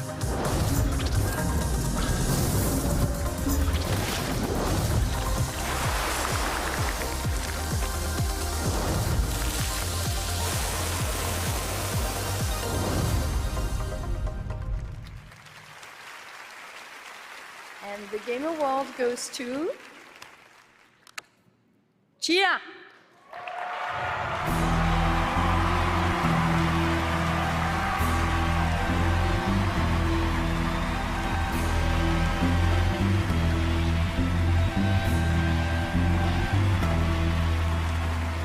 Thank you. I accept this award on behalf of developer ourselves, who cannot be here, but I got a message from Phil Clifford, co-founder of ourselves. I'd like to thank ourselves family for your trust and unbelievable talent, Kepler and Sony for believing in this crazy project, and the entire population of New Caledonia, who championed and embraced cheer all along. Thank you, merci, Oleti.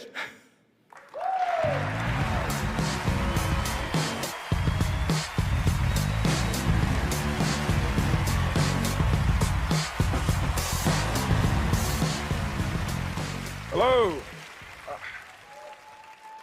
I'm Abubakar Salim. I'm mainly known for my acting work in Raised by Wolves and Assassin's Creed Origins. But, that is not why I'm here. Oh, okay. Sorry, now this is crazy, man.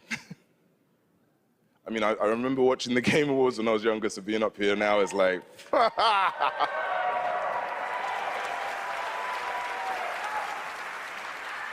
Look, I've loved games all my life. I played them all my life, man, from Kingdom Hearts, Garry's Mod, Golden Sun.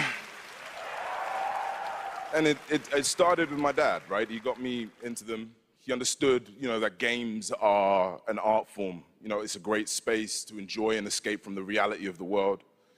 And he passed away a while back, and I'll tell you what, I'm still figuring it out.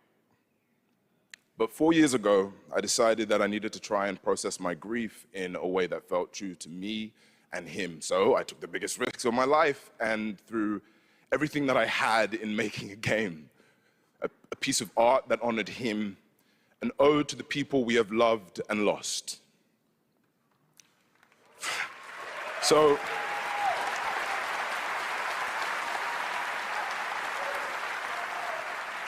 the reason I'm here tonight is because with the love and support of a lot of people here, I'm gonna take another big risk and I'm gonna show you what we've been building. I'm gonna offer you this game, a game from my old man. I hope you like it.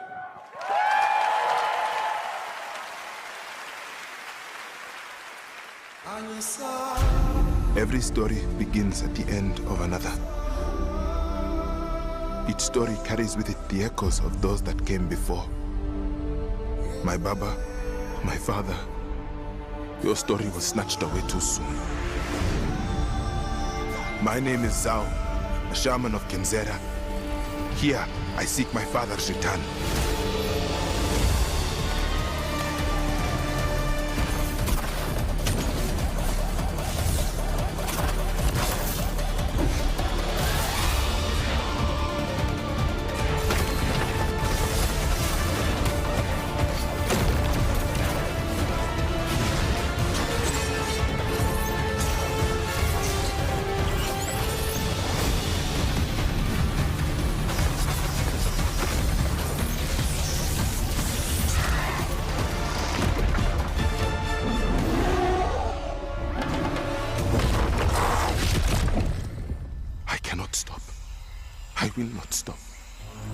Kalunga, God of Death, hear my plea.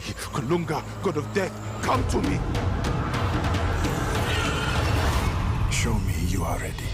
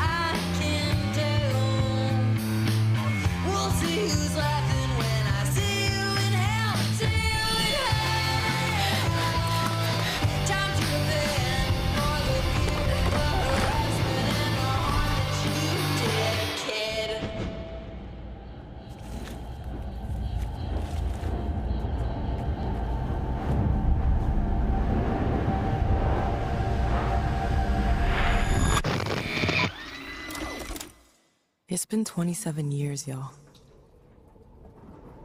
Why now? Because we made a promise.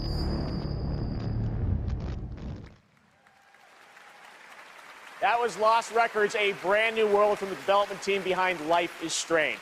Now we have a world premiere, new look at a game based on an ongoing franchise of 18 years with over 850 million users worldwide. This entirely in-engine trailer shows off the blend between cartoon 3D graphics with hardcore action. This is the first Berserker.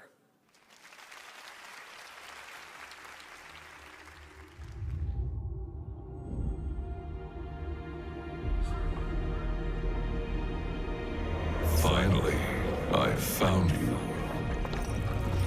Trampled by the one you trusted. Abandoned from your king. You thought you were a hero.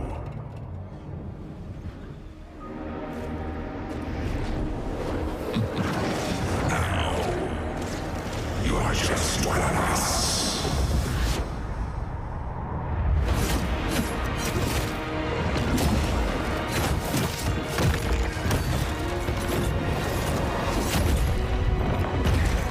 This is no ordinary ghost.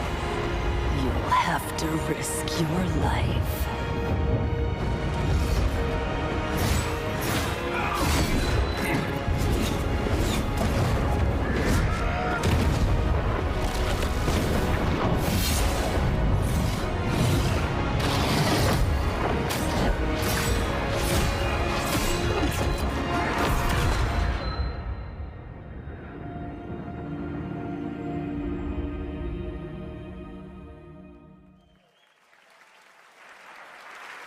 Looks good, right? All right, now it's time for our first performance by the Game Awards Orchestra. This one, though, is a little bit of a twist. They're about to play music from an upcoming game that no one has heard yet. You might call it one of those world premieres, and this is a special one. It's written by one of the greatest video game composers of all time, the legendary Nobuo Uematsu. Here is the Game Awards Orchestra, led by Lauren Balfe, with lead vocals from Lauren Allred, debuting the theme song from Final Fantasy VII Rebirth. Enjoy.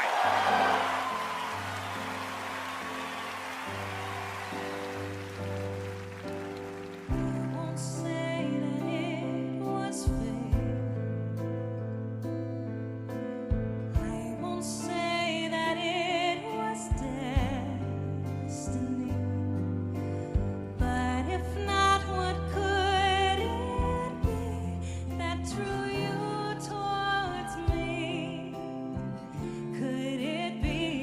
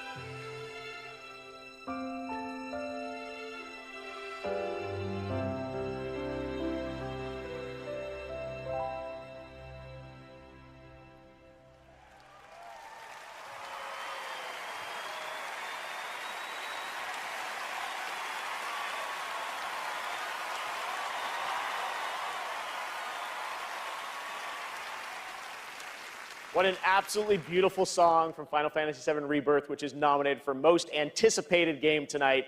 Thank you to Lauren Allred and Maestro Lauren Balfe and the Game Awards Orchestra. They will be back later to pay tribute to our Game of the Year nominees. But that's not all we have tonight for Final Fantasy fans. What we've done, that's set in stone. Or so they'll tell you, dearie. Because the future has the power to change anything. Even the past. Strap in, Newtie. Things are about to get mighty interesting.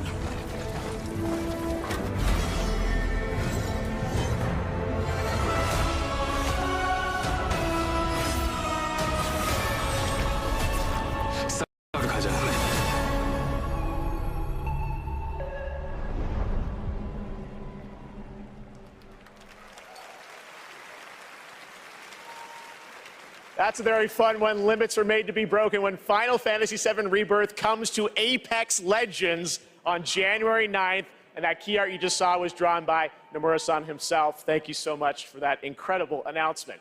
Now it's time to announce the winners of a few more awards as selected by the fans and our voting jury. In the category of Best Score and Music, the nominees are Alan Wake 2, Baldur's Gate 3, Final Fantasy 16, Hi-Fi Rush, and The Legend of Zelda Tears of the Kingdom. And the Game Award goes to Final Fantasy 16. Soken-san, congratulations. Here are the nominees for Best Independent Game: Cocoon, Dave the Diver, Dredge, Sea of Stars, and Viewfinder. And the Game Award goes to Sea of Stars. Congrats, Sabotage. Here are the nominees for Best Community Support: Baldur's Gate 3, Cyberpunk 2077, Destiny 2, Final Fantasy 14, and No Man's Sky. And the Game Award goes to Baldur's Gate 3. Congratulations, Larian. All right. Nominees for Best Fighting Game. Those are God of Rock, Mortal Kombat 1, Nickelodeon All-Star Brawl 2, Pocket Bravery, and Street Fighter 6. And the Game Award this year goes to Street Fighter 6. Congrats, Capcom. All right. Most anticipated game. Your nominees this year were Final Fantasy VII Rebirth, Hades 2, Like a Dragon Infinite Wealth, Star Wars Outlaws, and Tekken 8. And the Game Award this year goes to Final Fantasy VII Rebirth. Congratulations, Square and Nomura-san. All right. Well, it's been 8 months since the release of Honkai Star Rail, a winner tonight for Best Mobile Game. This space fantasy RPG filled with myths and legends is set for more intergalactic expeditions in 2024. And tonight, we have an exclusive look at Penokane, the next destination. Do you still remember it? Fables about the stars. Its stories tell of what is and what was. Its pages will always reveal something new.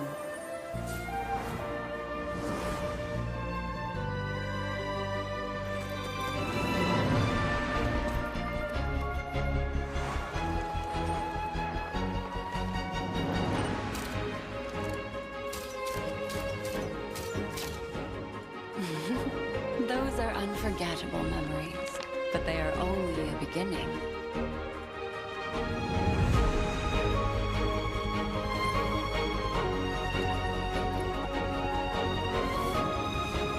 It won't all be merrymakings. Suffering and joy will both be added to the final draft of the story.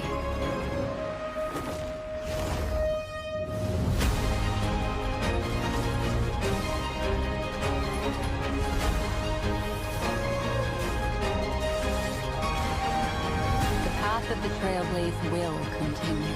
Perhaps on one of these pages, I'll appear in your story too. Welcome to Penokane, young lady. May I ask your name? Acheron, the Galaxy Ranger. A nominee tonight for Best Mobile Game, Monster Hunter Now is the new mobile game from Niantic and Capcom. Like all Niantic's games, Monster Hunter now is played in the real world, and tonight they have a special in-game event going on right now with new monsters, new weapons, and special free game items for new players to join the hunt. It's available now for iPhone and Android, so check it out, Monster Hunter Now. Coming up, we've got an exclusive new look at the new Fallout series. We'll be right back.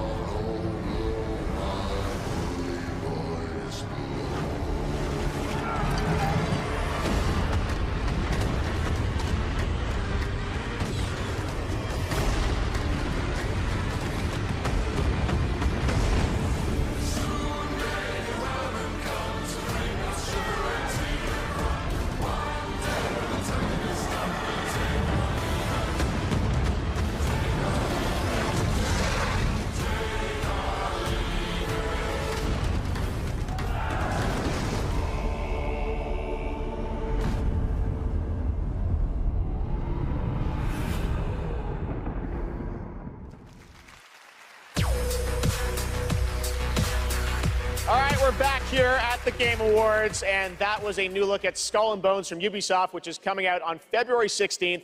I'm happy to announce that players can register now for the upcoming closed beta from December 15th to 18th on all platforms.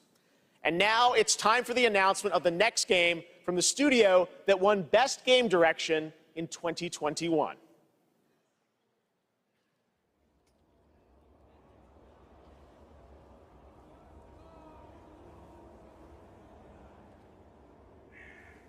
Votre attention, le soleil est sur le point de se coucher. Tous les citoyens sont priés de se mettre à l'abri en intérieur jusqu'à l'aube. Attention, the sun is currently setting. All citizens are required to shelter indoors. Turn that shit up.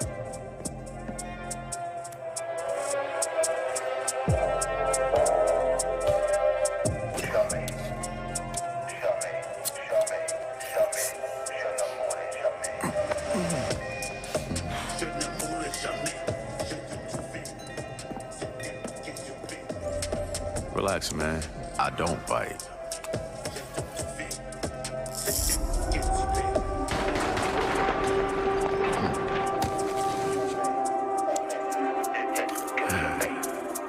Lock up tight now. Night's just getting started.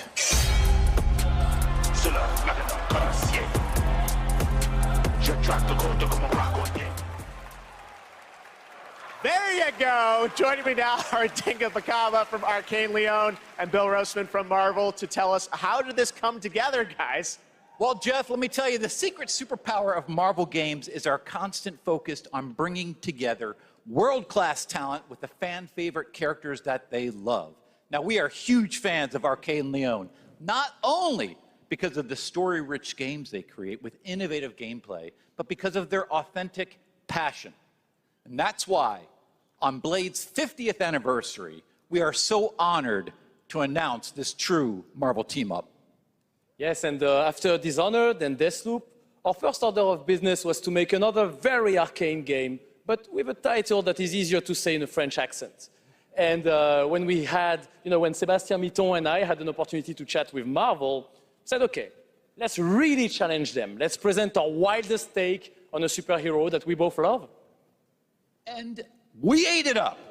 I mean, the arcane touch fits Blade like his trademark trench coat. And I mean, think about it. It's a mature action-adventure game, single player, where you get to play Blade your way. For true believers, it's a dream come true. Very excited to learn more. Dingo, why this character? Well, he's the Daywalker. Eric Brooks is half man, half vampire, torn between the warm society of the living and the rushing power of the undead. And as a kid of mixed origins, his dual heritage resonated with me. So yes, it is a dream to be making a game about Blade in Paris, my hometown. Well,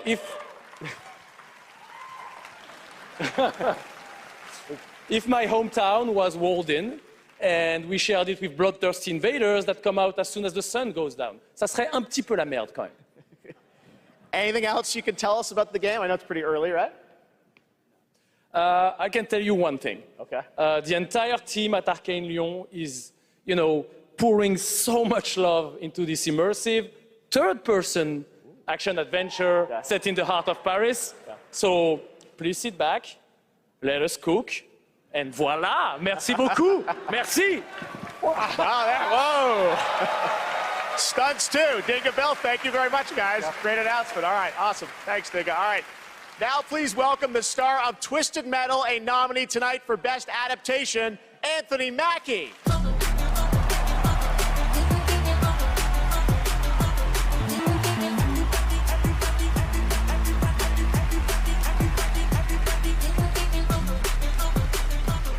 Guys, thank you. Everybody gave up. You guys didn't.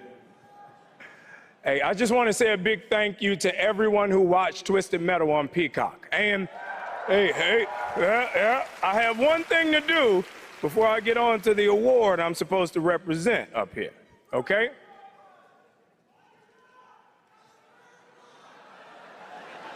Okay, all right. I know I say a lot of different things. You can't scream them all. Jeez. Now, no one knows this yet, so you three guys and everybody else is going to be the first. Because of our incredible fans, Twisted Metal is coming back for season 2 on Peacock. So, everybody get your motor revving, because you're going on another ride with John Doe. You look great. You guys see this section right here? You guys look great. Keep it going, baby. I don't trust this dude, but y'all look great. Don't you yell at me. I love you more. I love you. What is wrong with y'all? Okay, stop it. You. Okay. Love you too. I see you. I see you. Shut up. Okay.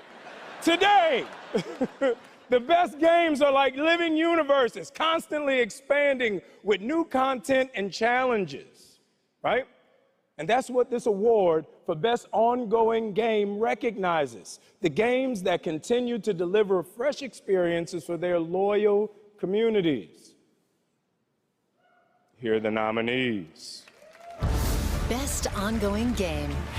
Light always pierces through. Put it this way. No gun, no fun. The hour has come, Freetron.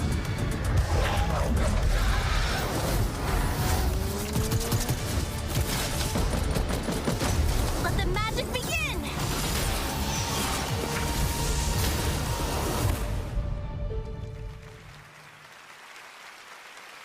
Okay, I get so many cool points with my sons for this moment. All right, so the Game Award goes to, shut up, Cyberpunk 2077.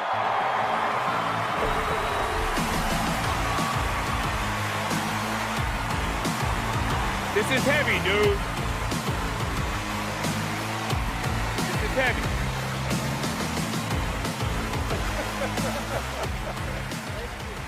Oh my goodness. What a journey. What a journey it's been. Holy. Video games are awesome. This is an incredible moment. From launch to 1.5 to 2.0 and Phantom Liberty, and now the Ultimate Edition, like the tenacity and the resilience of the team and just wanting to bring forward stories that impact, worlds that are immersive, you know, the world being immersive, and of course the gameplay just being fun as hell. This is exciting. Team, we accept this on behalf of hundreds of people who put their hearts and souls in it. The two of us here. Please, Saskia, including this guy here, please say something. And I mean, I have to include here our amazing players. They've been with us throughout the whole journey, gave us feedback, made funny memes, videos, you know, wrote posts on Twitter, on Reddit. It was amazing, you know, to see the reception of the players when they were actually getting all of those updates. Just recently we shipped update 2.1 for Cyberpunk 2077, and it's for all of you. Thank you so much. Thank you. Thank you.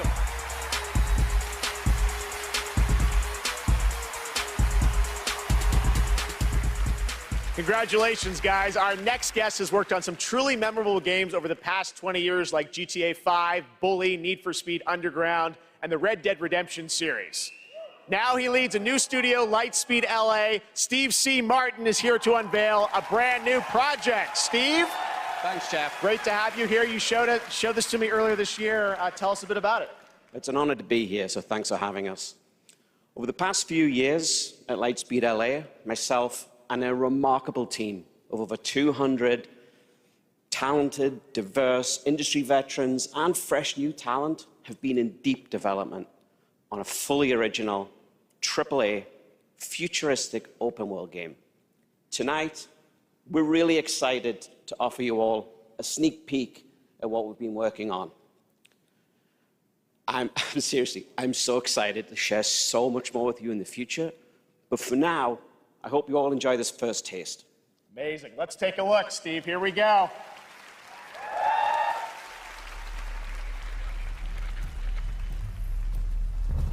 Tear it open!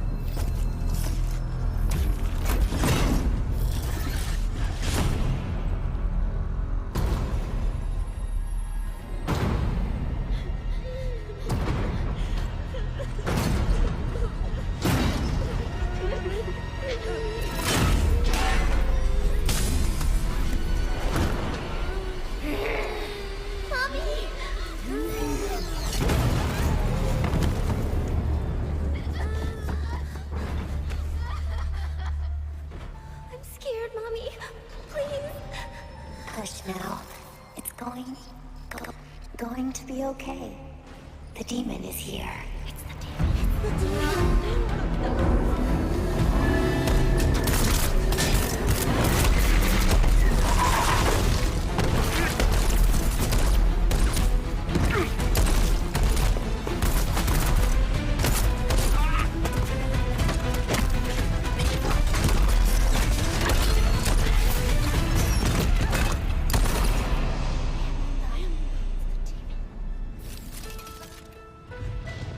Follow me.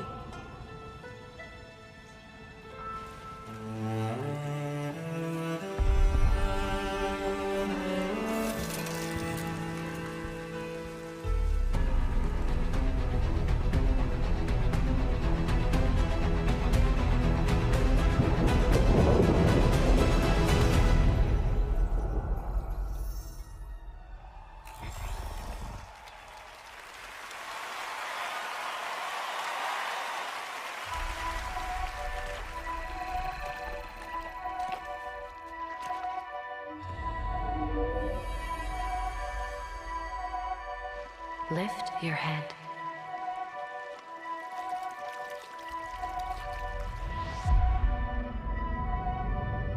Open your eyes, slowly.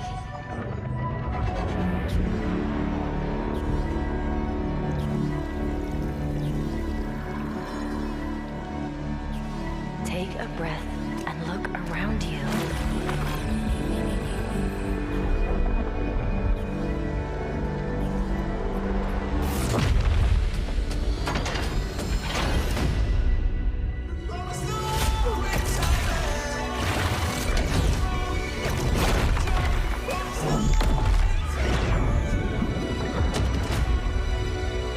Get it together, Balbi!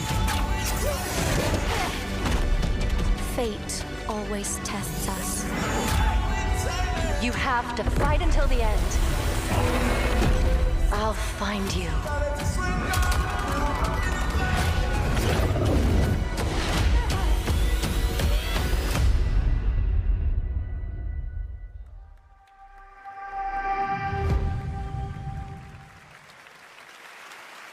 That was the first Descendant, which is launching the summer of 2024 from Nexon. Now we have a new look at Hoyoverse's next big game, Zenless Zone Zero, an urban fantasy ARPG. I had my eye on this one for a while. We had it at Gamescom, and we're excited to unveil their latest announcement right here at TGA.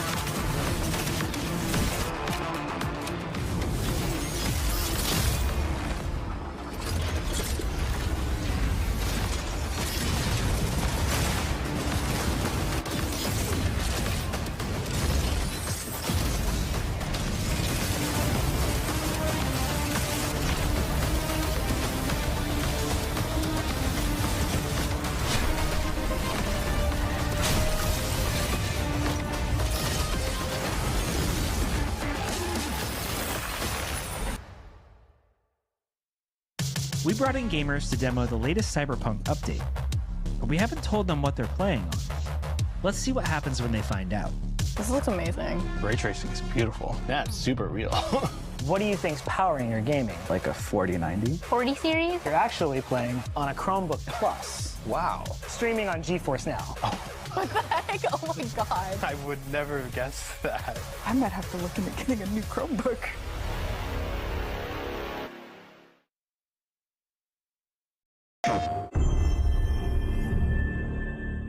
The tide of war is turning against us.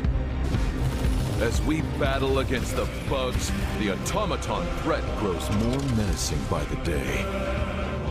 We need valiant soldiers to take on these deadly robotic hordes and spread our message of peace and democracy.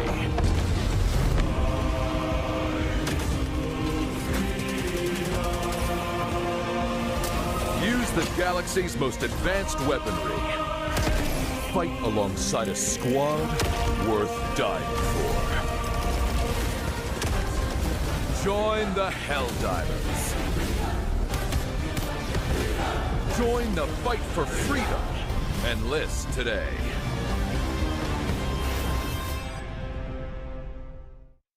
PlayStation. What is your life? My honor is my life. What is your craft? My craft is death. What is your pledge? My pledge is eternal service.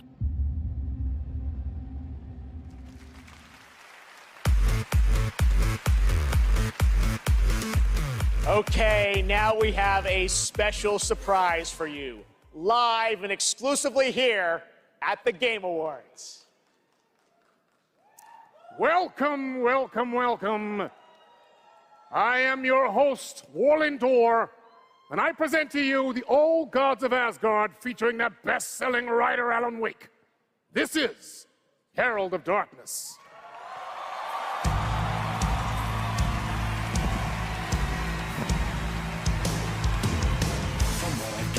You grew up nice and sheltered with mama's pretty stories and you're all made up pure. And mama gave me a magic clicker. Well, yes, I think it's true and fair to say. Come on in and listen. Lost words you'll be missing. On the fire you're bearing. The eye of the darkness you're lying. So you were drawn to stories early on. My dreams would light up my imagination. And you had nightmares night and day. Yeah, but with the clicker I chased those frights away. Who knew? So true. So here's a clue of how to remember. Visions they come true. Obey the light switch too.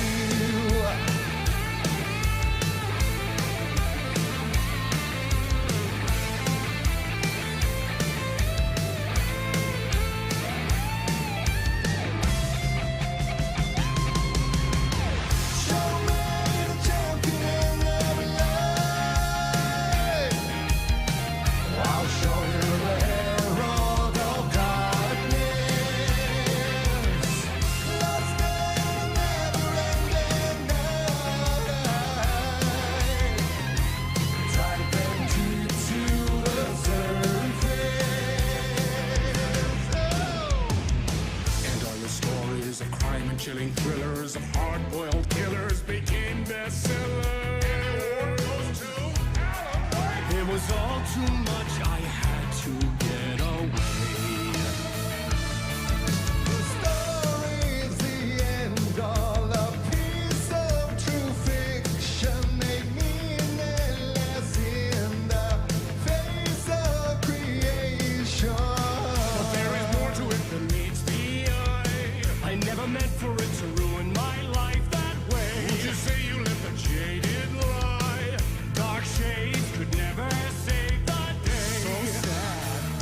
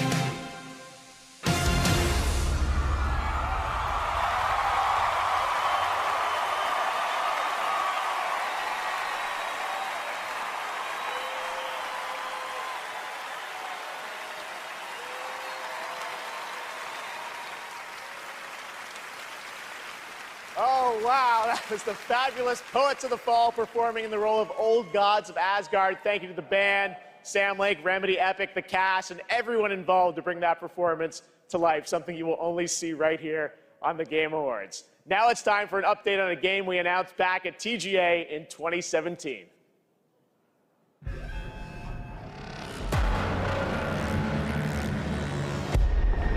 We all shared the same story, the same fate.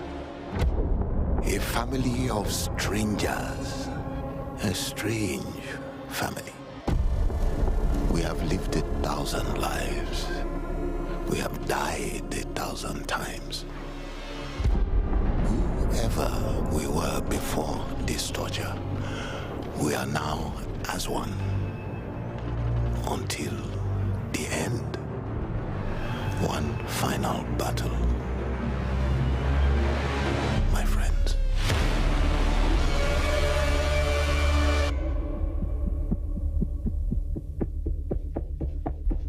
Remember us.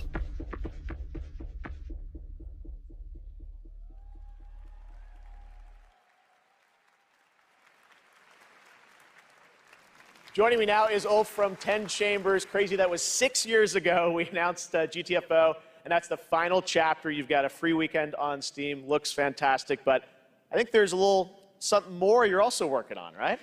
Yeah, first of all, I have to say thank you for having me again. Of course. And you delicious menu. This suit is fucking amazing. Yeah. You look good too, Ulf. Your games look great. So. Anyway, yeah, we're working on something new, and it's like a passion project, like all our projects are. And this you were one, known for Payday, things like that. So you're back to some heist stuff. I guess. Okay. Yeah. So now we're back to doing a heist game again, and it's sort of a sci-fi thing that I've been dreaming up since I was a kid, basically. Okay. And yeah, it's it Should we is announce what it it is. to the world? Yes, we should. You've been working on this for a number of years. Yes. I'm so excited. It's finally time. Thank you. Check out the new game from Ulf and 10 Chambers. Here we go.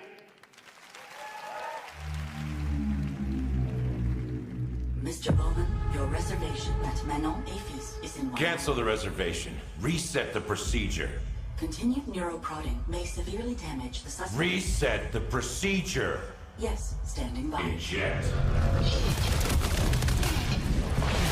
I'm Mr. Bowman.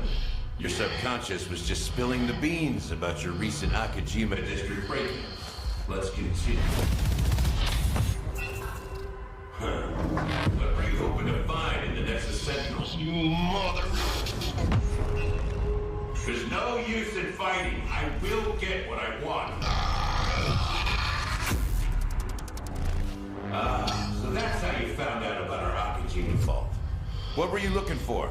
A key. A key to what? You really want to know? Yes! What's the key for?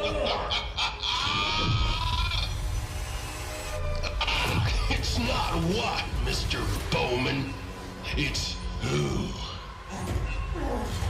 You see, just like me, you're caught here. You're caught in the den of wolves.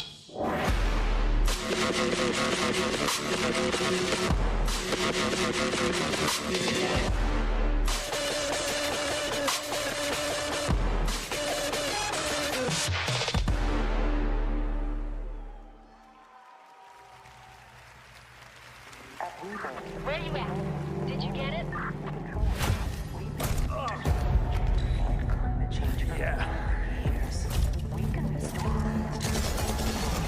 Working on it.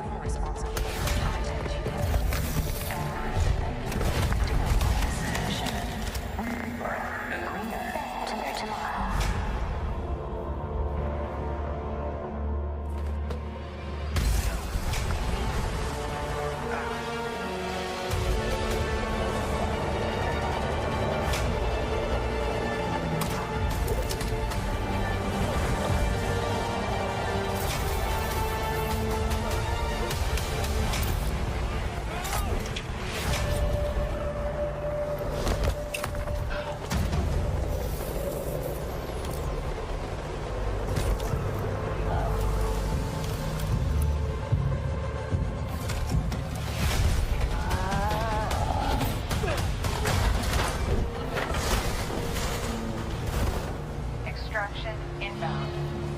Good to go? Easy in, easy out. That's our ride.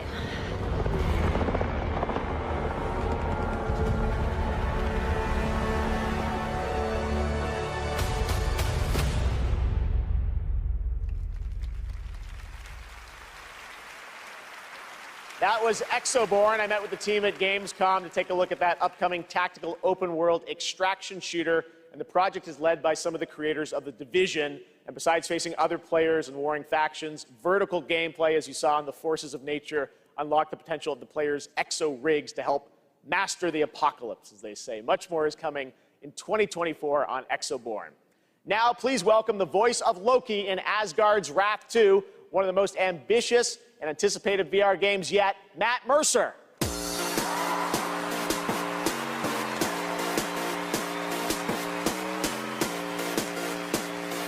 Hey there. I am so beyond excited to show you this trailer for our Asgard's Wrath 2. I've been working with the Sanzaru team and bringing Loki to life. It's just been absolutely amazing. And after playing Asgard's Wrath 2 as a lifelong gamer, I'm honestly blown away. So I'm honored to be a part of this franchise and want to thank everyone at Sanzaru Games, at Oculus Studios, and MetaQuest. So, without further ado, let's enjoy the trailer for Asgard's Wrath 2.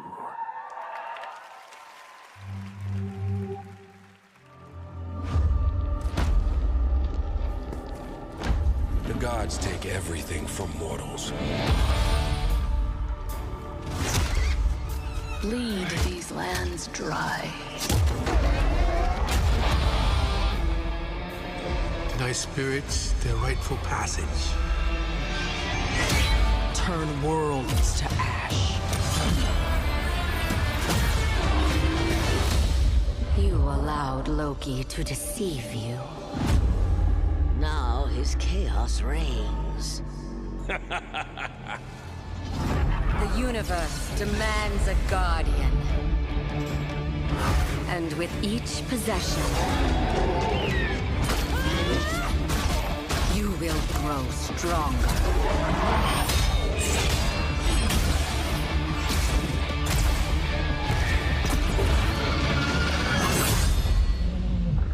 Oh, dutiful guardian, here to right your wrongs.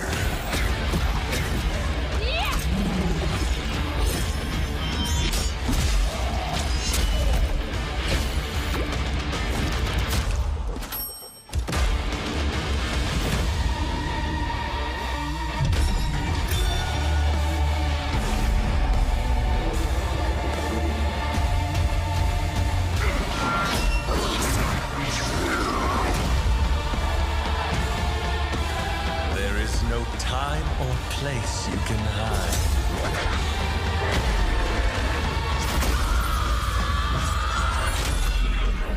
Your fate is mine.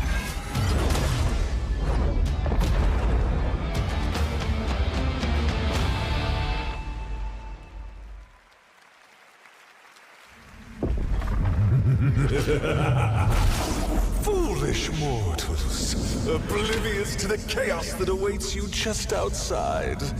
I'll see you sooner than you think.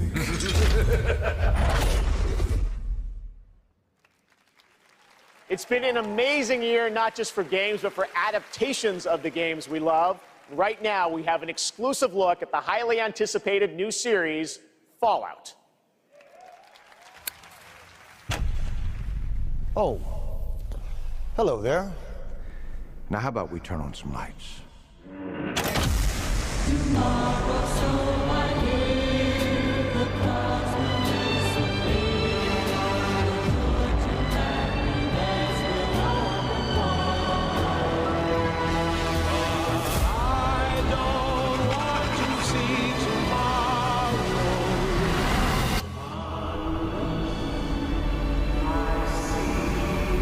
Well, you know what they say.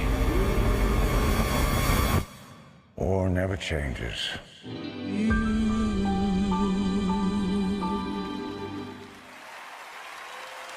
I don't want to From Fallout, please welcome Aaron Moten, Ella Purnell, and Walton Goggins.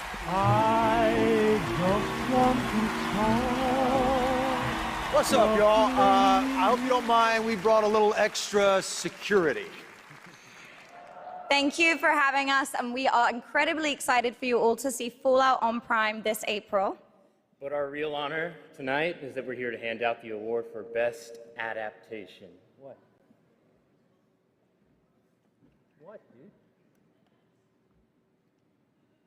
Oh, it says our bosses are here. But what? Yeah, there they are. Oh! Hey! Jonathan Nolan, Mr. Howard! Good catch, buddy. Yeah, but we should probably hurry this up. I don't think he can breathe in there. Yeah, how you doing, big man? Okay. All right, let's go. Okay, so this year, video games and film and television were bigger and better than ever before. Here are the nominees for Best Adaptation. Best Adaptation. A vampire messiah will come. I pray for you, Victor Belmont. All I ever wanted to do is be a racer. If you don't think there's hope for the world, why bother going on? I got this. No problem. 20 years ago, the world felt that's where the cars and guns come in. Wow. The best game goes to The Last of Us.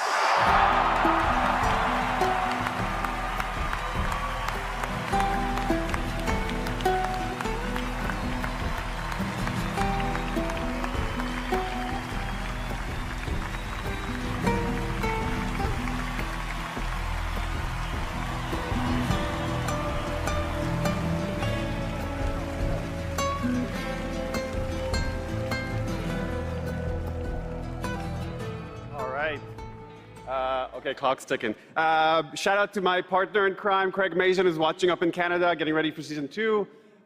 Huge thank out to our Naughty Dog family. This wouldn't exist without all your incredible hard work. Big thanks to HBO and the support they've given us, and big thanks to our Last of Us community. None of this exists without you. Thank you so much. We also want to thank our partners at Sony Pictures. A special shout out to Carter Swan and the whole PlayStation Productions team, and everyone at PlayStation. Thanks so much. Thank you.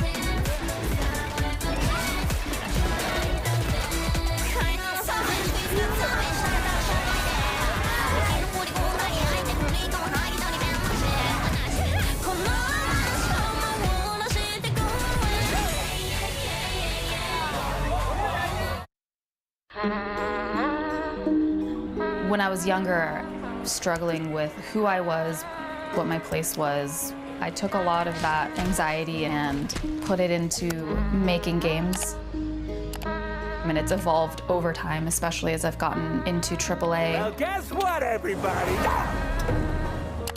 Hindsight is a narrative exploration game which spans the life of a woman named Mary. is taking a core of something that happened in my life, keeping that and fictionalizing the rest of it. Whenever someone tells me that they've cried from something that I've made, it's always when people cry is where I feel, yes, I want to keep doing that. I want to keep making people feel things. This negative energy just makes me stronger. We will not retreat. This band is unstoppable.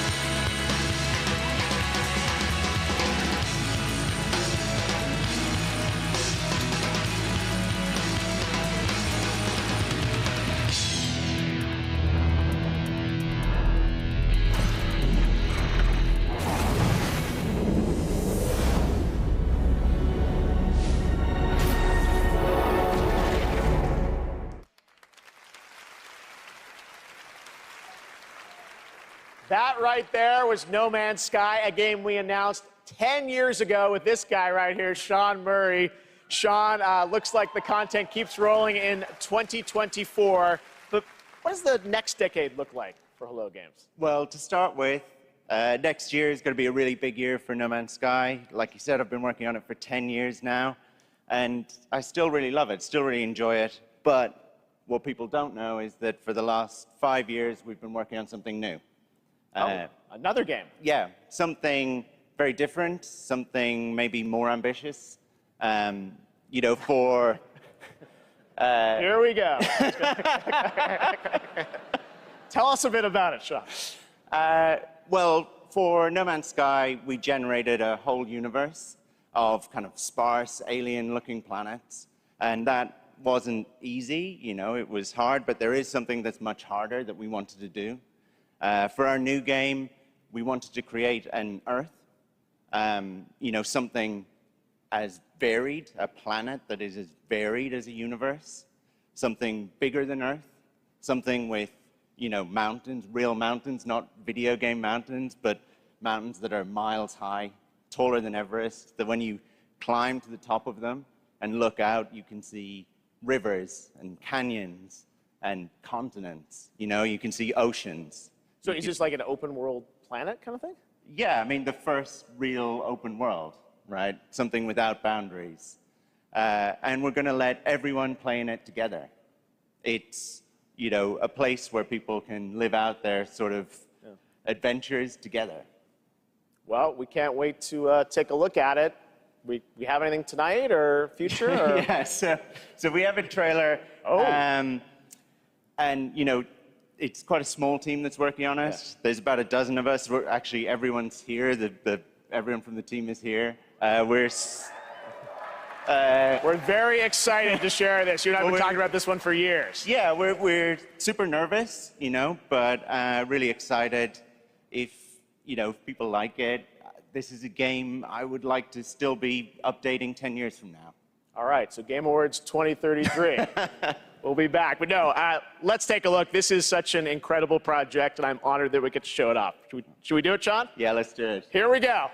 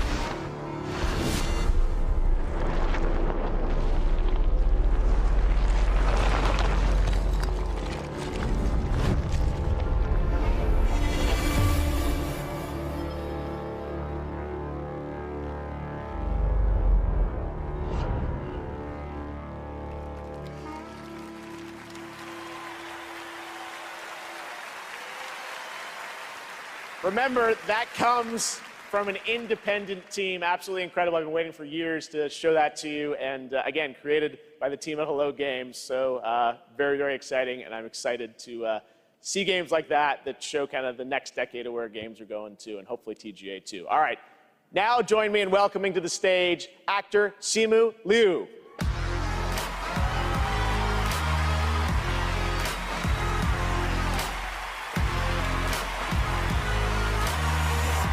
What's up, everybody? How y'all doing tonight?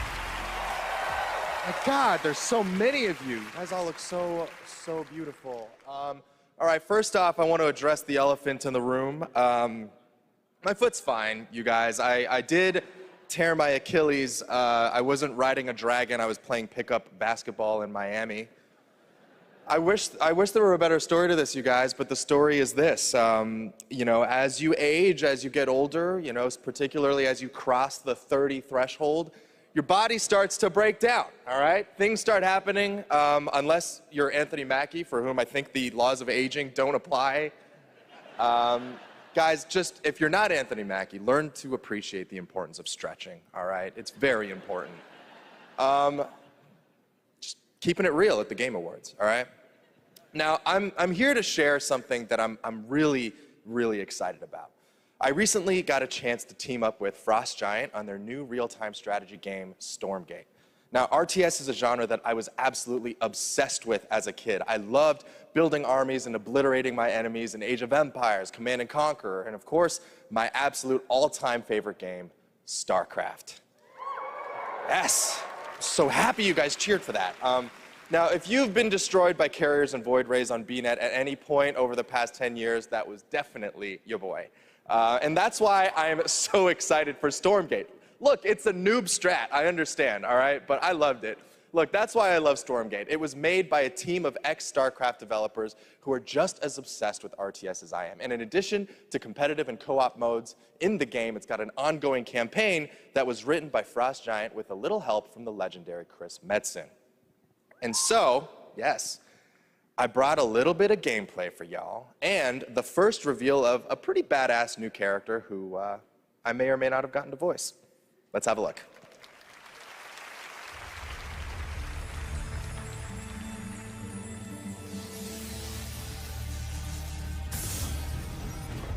Stormgate unstable. Shut it off! The hell was that? Cut the power, now! It is too late, my friend.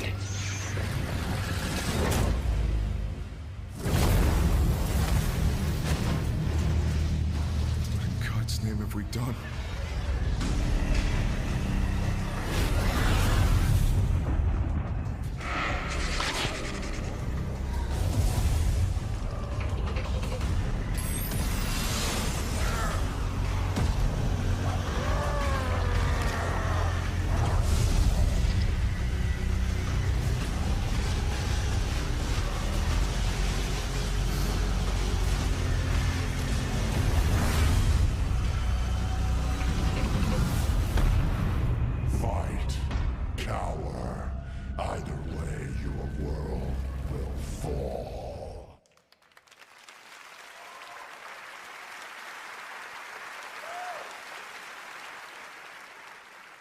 That was me.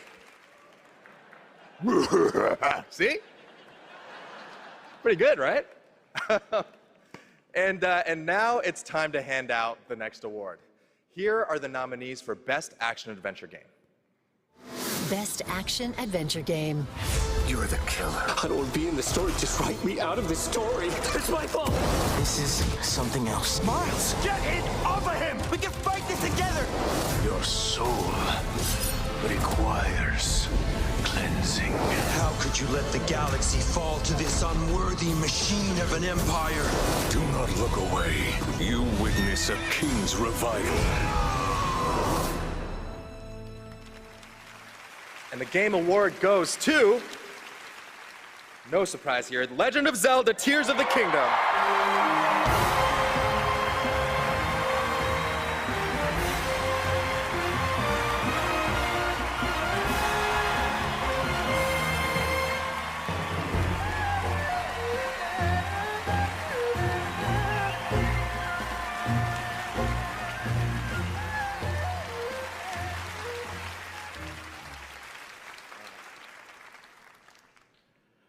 このゲームを作ったすべてのスタッフを代表してこのような賞をいただき本当にありがとうございます。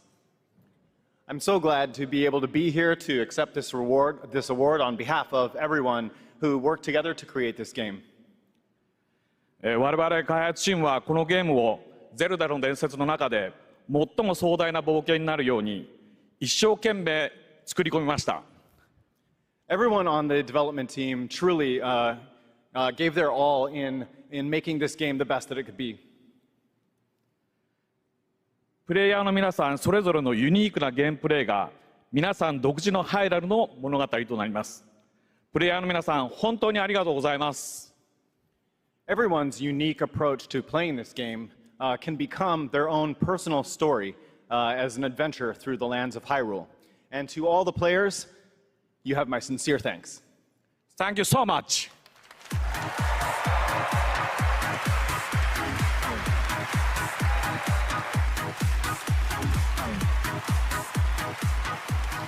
Congratulations, Mr. Aonuma. And I am happy now to announce winners in a few more categories at the Game Awards. Here are the nominees for Best RPG, Baldur's Gate 3, Final Fantasy XVI, Lies of P, Sea of Stars, and Starfield. And the Game Award goes to Baldur's Gate 3. Here are the nominees for Best Sim Strategy Game, Advance Wars 1 and 2 Reboot Camp, City Skylines 2, Company of Heroes 3, Fire Emblem Engage, and Pikmin 4. And the Game Award goes to Pikmin 4. Here are the nominees for Best Sports Racing Game. EA Sports FC 24, F1 23, Forza Motorsport, Hot Wheels Unleashed 2 Turbocharged, and the Crew Motorfest. And this year, the Game Award goes to Forza Motorsport. Congratulations, turn 10. The nominees for Best Multiplayer this year are Baldur's Gate 3, Diablo 4, Party Animals, Street Fighter 6, and Super Mario Bros. Wonder. And the Game Award goes to Baldur's Gate 3. Having a pretty good night. Here are the nominees for our Player's Voice Award, 100% voted by the fans. Baldur's Gate 3, Cyberpunk 2077 Phantom Liberty, Genshin Impact, Marvel's Spider-Man 2, and The Legend of Zelda Tears of the Kingdom. And the Game Award goes to Baldur's Gate 3. Congratulations, Larian. Let's take a look now at this spectacular celebration of mobile gaming on Sphere from Google and Samsung.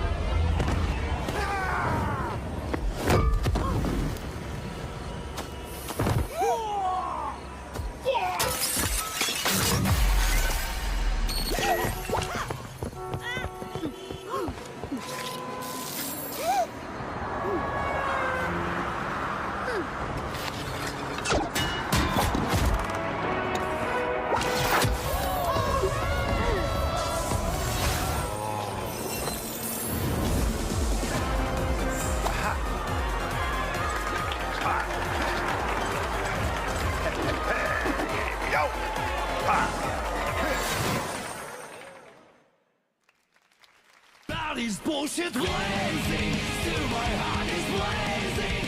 If the words kill me, I don't need a new one. Other you, soon you will know. We already know the smell of the game. お待たせしました。エルフェルト・バレンタイン、皆さんのために歌います。Ignite the drive in your soul. It's calling you.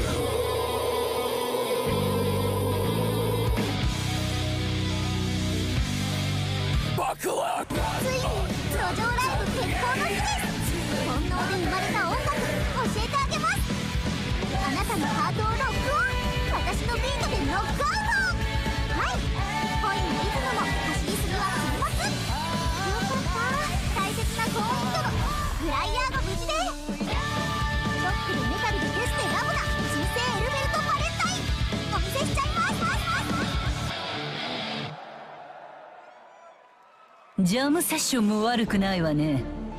うざって。軽視できないな。頑張ろう。そうしよう。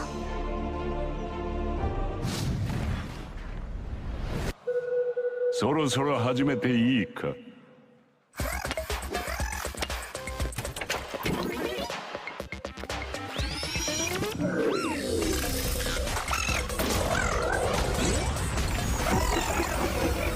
Nicotine addiction can make stress worse.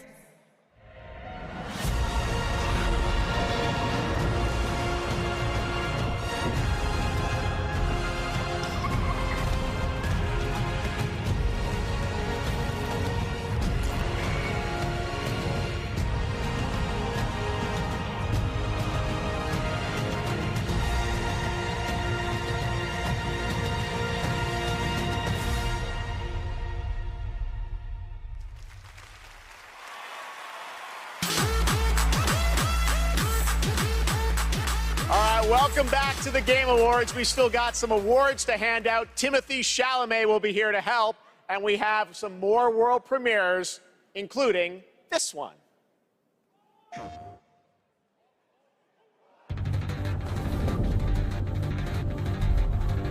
Something's come to my attention, and I'll be damned if I know what to make of it. Some sort of crystal.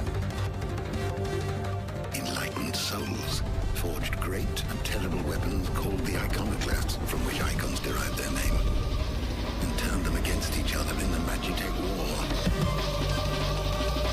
It seems somebody's woken this place up. The question is, who? What the hell is an iconoclastic defense system? I have a feeling we're about to find out. And that we will not like the answer. Then we better cut this short.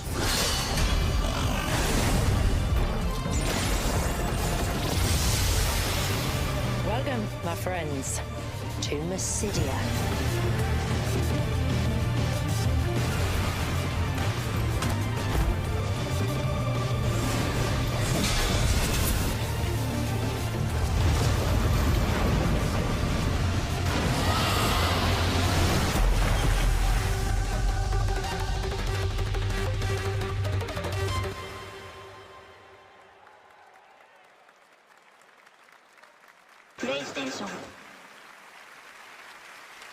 Experience new adventures before the final battle in Final Fantasy XVI with Echoes of the Fallen, which is out tonight on PlayStation 5. There's a shadow drop for you.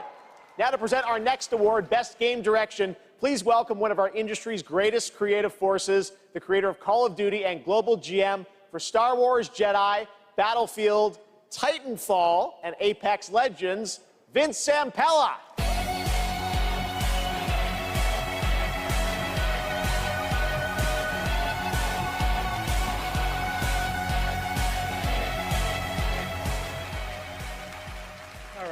Good evening, everyone. So, game design can be chaos. Actually, let me rephrase that. The best game design is almost always part chaos, right? Today, it's really normal for teams of hundreds to work for years on huge open worlds that are condensed into one package. When that chaos has somehow been harnessed into a cohesive artistic expression, that's great game design. So tonight, I'm proud to present the nominees for Best Game Direction. Best Game Direction. How do you run from a story that lives in your head? Together, we must survive. All Miles talks about is how to be a better Spider-Man, how to help you. What a beautiful day! Link, you are our final hope. You must find me. Amazing.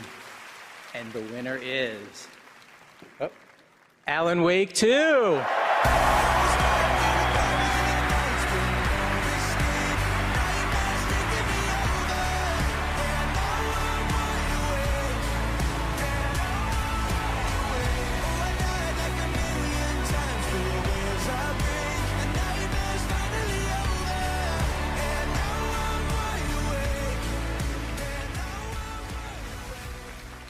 Thank you.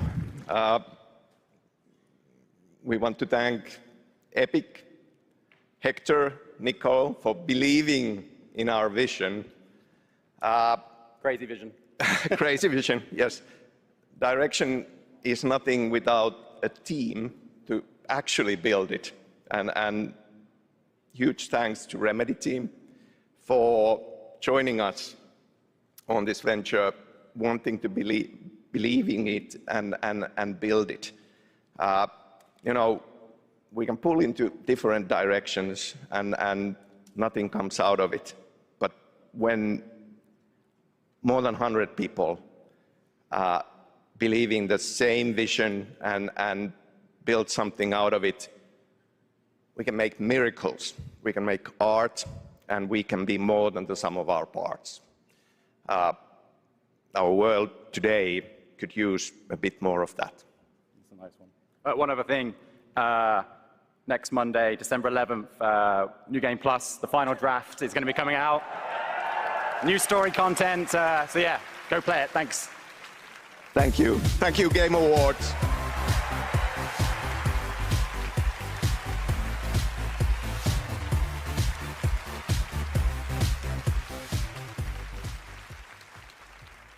Please welcome Gustav Tilleby, the creative director of The Finals.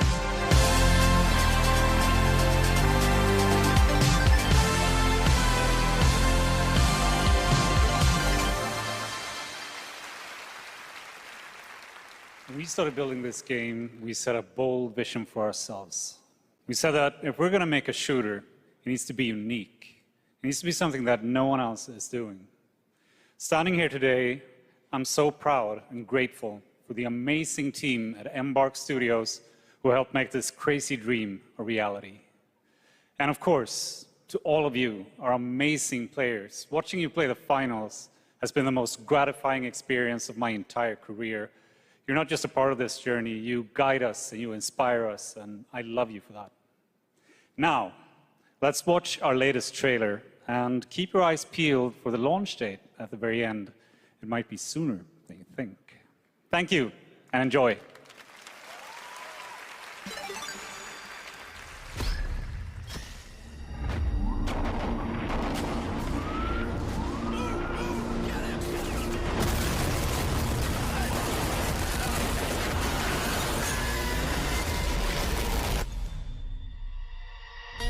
This trio dominated the rooftops of Monaco and joined Diamond League at Skyline.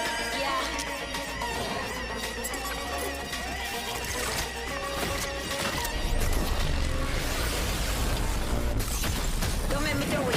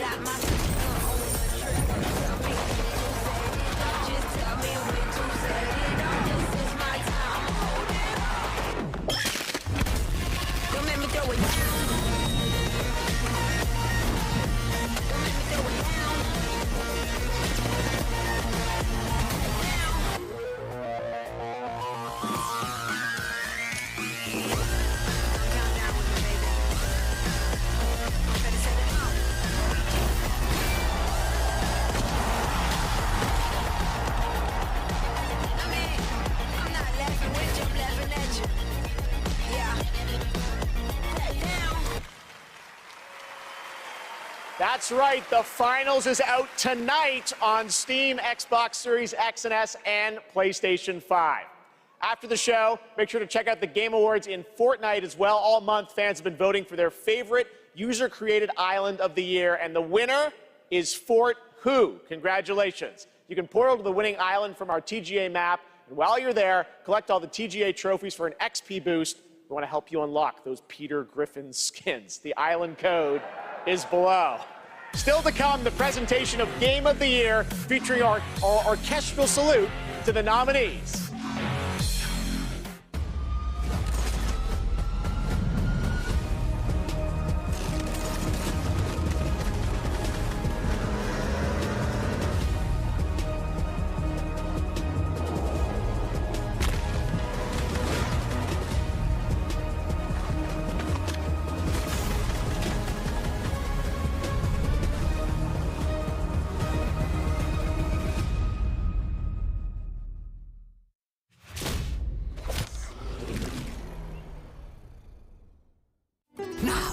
it is time for you to join the others and complete our destiny.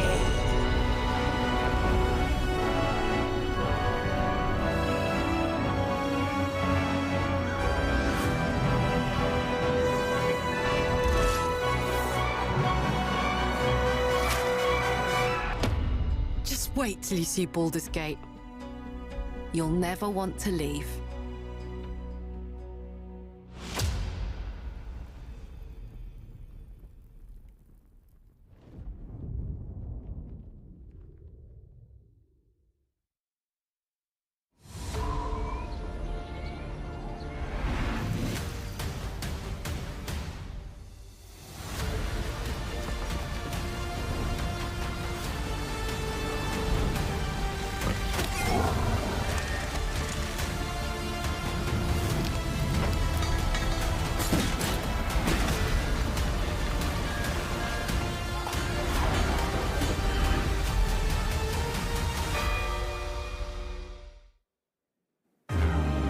All night you've been voting on Twitch for which mobile game you're hyped for in 2024. After the show, check out the TGA post show on Twitch where Google Play will reveal the winner of its Play More award. Awesome. Thanks, Sydney. Well, now it's time for tonight's final world premiere. That's right, we're getting towards the end of the show. And this one, I will let speak for itself.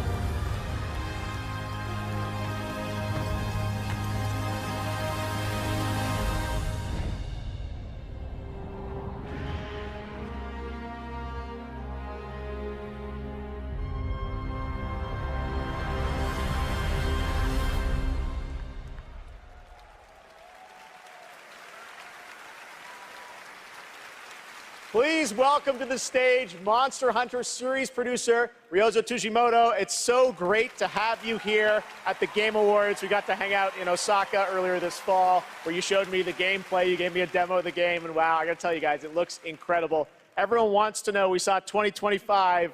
When do we get to play this? はい、ようやく、発表することができました。モンスターハンターの新作です。こちらですね、9月にゼフさんにも見ていただきましたタイトルなんですが、現状ですね、2025年リリースを目指して開発しています。Thank you, Jeff. I'm very happy to finally be able to announce this title to everyone. This title, back in September, we were happy enough to show it to you, is planned for release in 2025. Wow. I think everyone wants to know, when do they get to see more on this? Any sense of when we're going to see more on this game? はい、こちらのタイトルの続報はですね、2024年の夏頃、現状予定しておりますので、しばらくちょっとお待ちいただけたらと思っております。それとですね、今年、カプコンがですね、40周年を迎えさせていただきました。この40年間、応援してくださった、ファンの皆様、本当にありがとうございます。これからもですね、皆様に楽しんでいただけるいいゲームを、作っていけるよう努力して、頑張ってまいりますので、これからも引き続きぜひよろしくお願いいたします。We plan on revealing more information about this game in the summer of 2024, so we hope you keep an eye out for it. Also, Capcom is currently celebrating its 40th anniversary. I would like to thank all of the Capcom fans for all of your love and support throughout all of these years. We couldn't have done it without you. Capcom will continue to create exciting, fun games, and the best is yet to come. Excellent. Thank you, Ryo. Thank you. Great to see you. All right. Well, now to present Game of the Year from the upcoming films Wonka and Dune Part 2, please welcome YouTuber Modded Controller 360.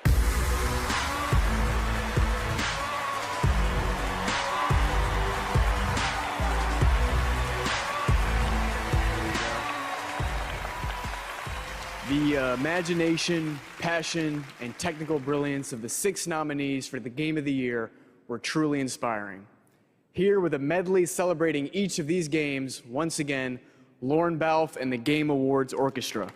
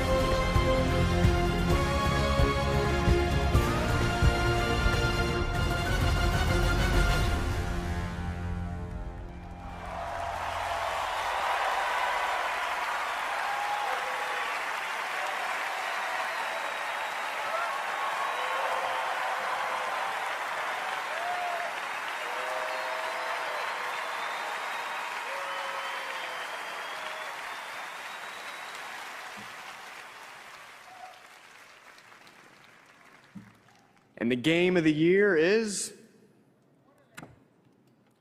Baldur's Gate 3.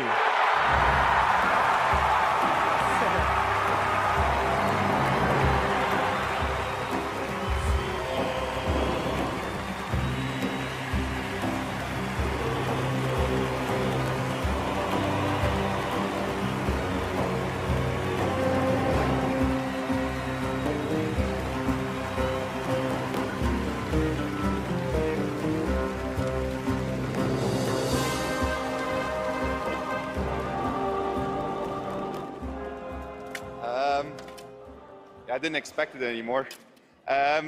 Thank you so much. A game like Baldur's Gate 3 isn't possible if you don't have an incredible team working on it. And the team at Larian spent their hearts and souls for 6 years on this game in sometimes very difficult circumstances. This was our COVID game.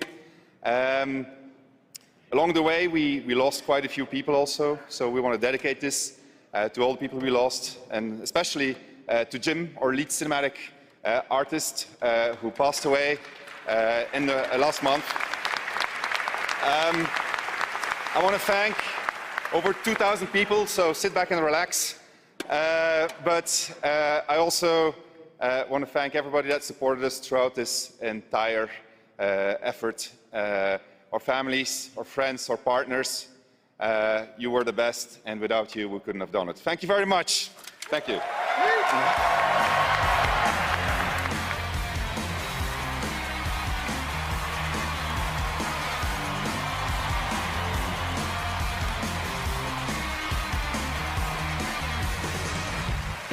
Congratulations, Sven, and congratulations to all of tonight's winners. We will see you next year at our 10th Anniversary Game Awards, which I'm happy to announce will return right here to the Peacock Theater on Thursday, December 12th, 2024. Happy holidays. Good night.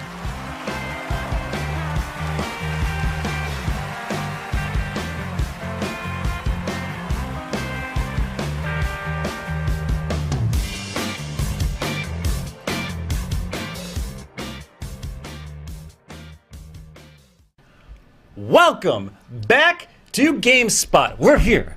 We're doing the post show for the Game Awards. If you weren't aware of that, that's what you were watching, and we are here. We're here together. Kurt, we're here. And we're here because this whole thing was brought to you by Sega and Ryuga Gotoku's Infinite, or Like a Dragon, Infinite Wealth, which is one of 24's most anticipated games. It's coming out January 26th for consoles and PC. We are joined by two other beautiful people. They're alive. They're really here. They're just very still. I'm Kurt Navina. I'm Bailey Myers. And holy shnikes, we made it, folks.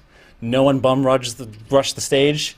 No one had to announce anything. No one had to take it away from these amazing people to say, I want more GTA 6. You got it, all right? You got it. But there's a lot of other things we got tonight that we need to talk about. Things that we are so excited about. I'm so excited. I love being right, first and foremost. That's my big thing. What were you right about? I've been saying this whole time I knew Baldur's Gate was going to win Game of the Year, and then it did, and I felt really good about that. Did you put money on it? Don't say I would have, but I didn't. Put imaginary chocolate coins. I don't think they can kick me out of gaming if I do that, but Yeah, I don't want to risk it. Well, if I will tell you, I have been on a high for like the past, I don't know, 40 minutes. Because that Herald of Darkness, we just have to get out of the gate. We'll talk about Game of the Year. We'll talk about all the things that we have to talk about. Yeah. But I need to Yeah, full disclosure, folks, right before this, Kurt was like, just let me talk about this for 30 seconds. I'm like, yeah, man, whatever you need.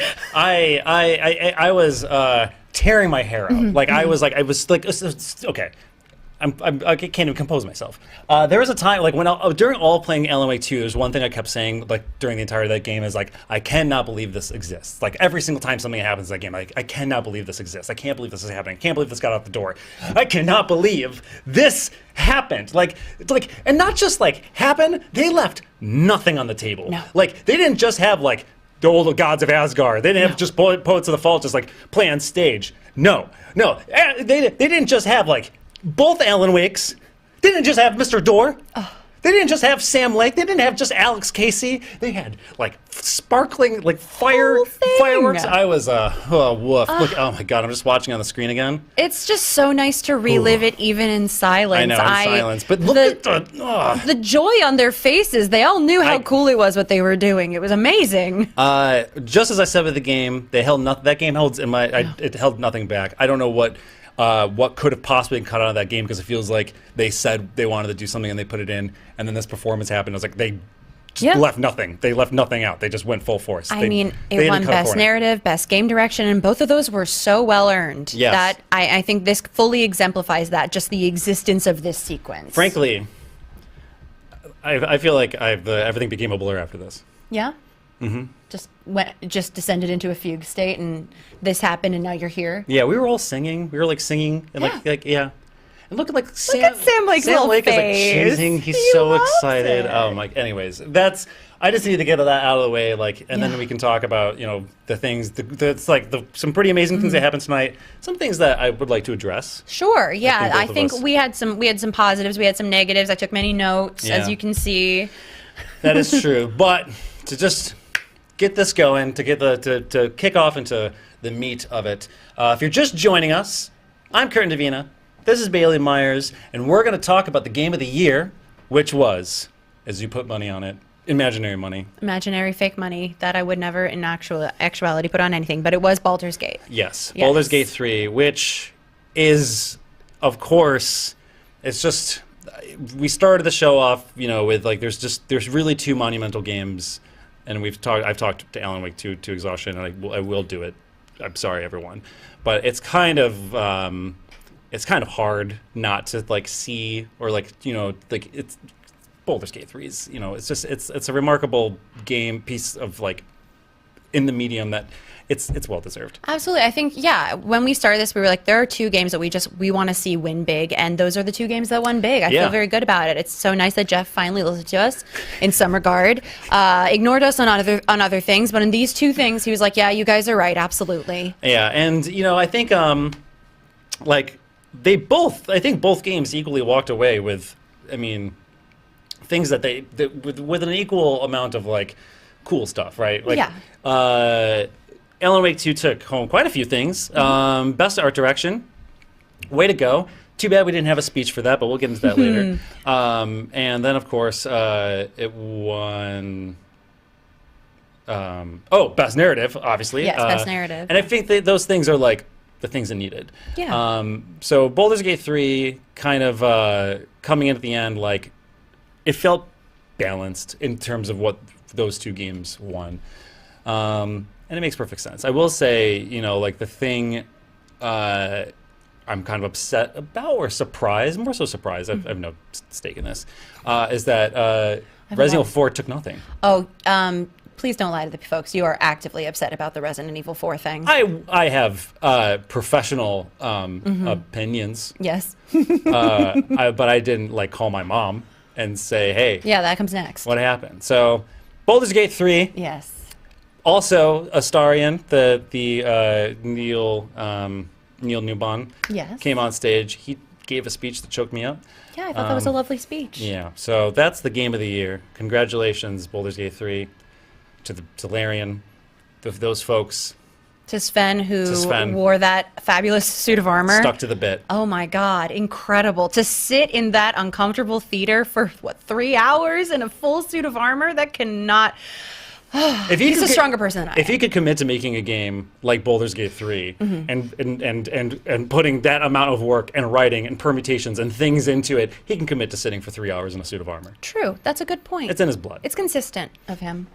All right, that was the game of the year. Yes. If you're just tuning in, I'm Curtin Davina. This is Bailey Myers. Hello. And now we are going to talk about what we think was the biggest announcements, because there was quite a few things. There were a few pretty big moments for sure. Kick it off. Well, I thought that the new Kojima game announcement was pretty big. I would say that is, big announcement. That's Kojima takes the stage. He says anything. He'll repeat himself and say he's doing something no one's ever seen before. And He shows up. Jordan Peele "Here we shows go." up. Jordan Peele says he's doing something he's never seen before. They also had that ghostly door, nether region kind of looking, it kind of, I don't know, it looked like it smelled weird. Do you not have one of those in your house? Not yet. Maybe. Get on I clean. I don't. Okay, brag. I don't allow my doorways to become vessels into stinky unknown. All right, sounds too good for ghostly door vessels. In which Kojima and Jordan Peele emerge from. I don't know if they're going to their little creative alternate reality where everything's green and gooey. Their dark place. A place drenched in rain and oil, but there it is. There it is. There it is. The Jordan, door. he's look at that. I don't know what. Oh, there it is. No. He's it's like what's that Monsters Incorporated door? Oh yeah, he's here to harvest everyone's screams. Yeah, and that's stoic, just clean walk over. So that was definitely a big announcement, even though I can't tell you what it is. Yeah, it mostly just seemed like they were very excited. They got 3 pretty big actors to be in it. Right. I'm excited to see Sophia Lillis and Hunter Schafer personally. Sure. I'm a fan of the both of them. I think they're fabulous. So I am very interested in whatever this game is. Granted, they revealed nothing about the game. No idea but what it is. It seemed unsettling, which is a cool vibe. Sure, absolutely. Kojima's he has Mhm. he has unsettling things to wrap, to finish. As in Yeah. he didn't get PT, so like please let Sure. him do an unsettling thing. And he did say it was going to be very cinematic, which No. seems like some. Didn't he say it was going to be cinematic? Yeah, I was gonna say like It seems like something that he's been yeah. wanting to do. like he has already done. Sure, but the you know, ways. sort of, it seems like a big moment for cinematic horror. Like we also have the Supermassive. I keep getting Yes, this mixed up. Supermassive. Supergiant's Hades. I was just really hoping for a Hades announcement. I know, I'm sorry, I know. everyone. My brain's That's a good still there. That was a good segue though. Yeah, but Supermassive doing the DVD horror casting of Frank stuff. Stone, I'm yeah. excited about that too because that's the kind of horror I can really engage with. Is horror where it's basically a movie that I'm playing. Once you make me do Resident Evil stuff where I have to actively participate. But you did Alan Wake 2. Did do Alan Wake 2, but that feels more cinematic to me, honestly. You're still like running. That's and true. I weaving did have and to kill a collecting very and- scary and wolf. running away from things. Did you finish that game? Not yet. Well, there's a Getting boss there. in that game that spooked me up. We'll get it out. I'm excited. I'm getting stronger every day. Way to go. Thank you. So I agree that seeing Supermassive games, that was like a thing, I think a trend that we saw, certain studios taking on licensed work in that way, or like this is interesting because Supermassive is a game company, but they're doing a game of their own in an existing game universe, which is Dead by Daylight. But then of course there was Arcane, who is now being shoved. I don't know if that's the case. Yeah. Dipping their toes in licensed work. They're doing Blade. Sure, they're just trying to make everyone forget about the last vampire game they did. I mean, it is isn't that kind of amazing? Pretty magnificent how we all instantly forgot as soon, as as Blade showed up. Oh my god, Arcane's doing a vampire game. They already did that. They did. this They year. did. But R.I.P. Yeah. I mean, this is interesting because this is one of those cases where like PlayStation has Marvel's Spider-Man. And that's an exclusive to PlayStation. And this is going to be one of those scenarios in which Blade is going to be an exclusive to Xbox. Yeah. And I really think, like, Dinga Bakaba, who is the director of Deathloop, I think he knows how to handle his characters really well. And I think, like, putting Blade in his hands is going to rule. I did enjoy Deathloop. I thought it wasn't a perfect game, but the gameplay itself was so fun, which to me is kind of paramount in a video game. Deathloop GameSpot's Game of the Year, 2021. Makes sense to me. I took issue with a couple of moments in the narrative, but other than that, I'm never going to say that game is not fun to play because it is so fun to play. So there was a lot of big announcements. The one we didn't get to talk about, but I think the ones we talked about totally merited. But the personal one was what I call the Sega bomb, which was like just Sega game after Sega game after Sega game. But the noises coming out of every room of this every office game when that was being shot announced. a bolt of lightning through one of us. But that is how I would conclude what we thought the biggest announcements of the Game Awards were. Absolutely. Now, I would like to address a couple things. Sure. And, I think the one thing that kind of stood out to me, which this kind of goes back to Kojima, and I want to bring up the whole... There wasn't a lot of speeches, and I feel like maybe I'm slipping in my old age, and I haven't, and I don't recall them as much as the previous year. But something I did kind of have a problem with was there was really only enough time for a few speeches, and those speeches were short. Yes. Which is mind-boggling to me, considering the amount of time that was spent to talk about games that we didn't even really get to see, like the Kojima game.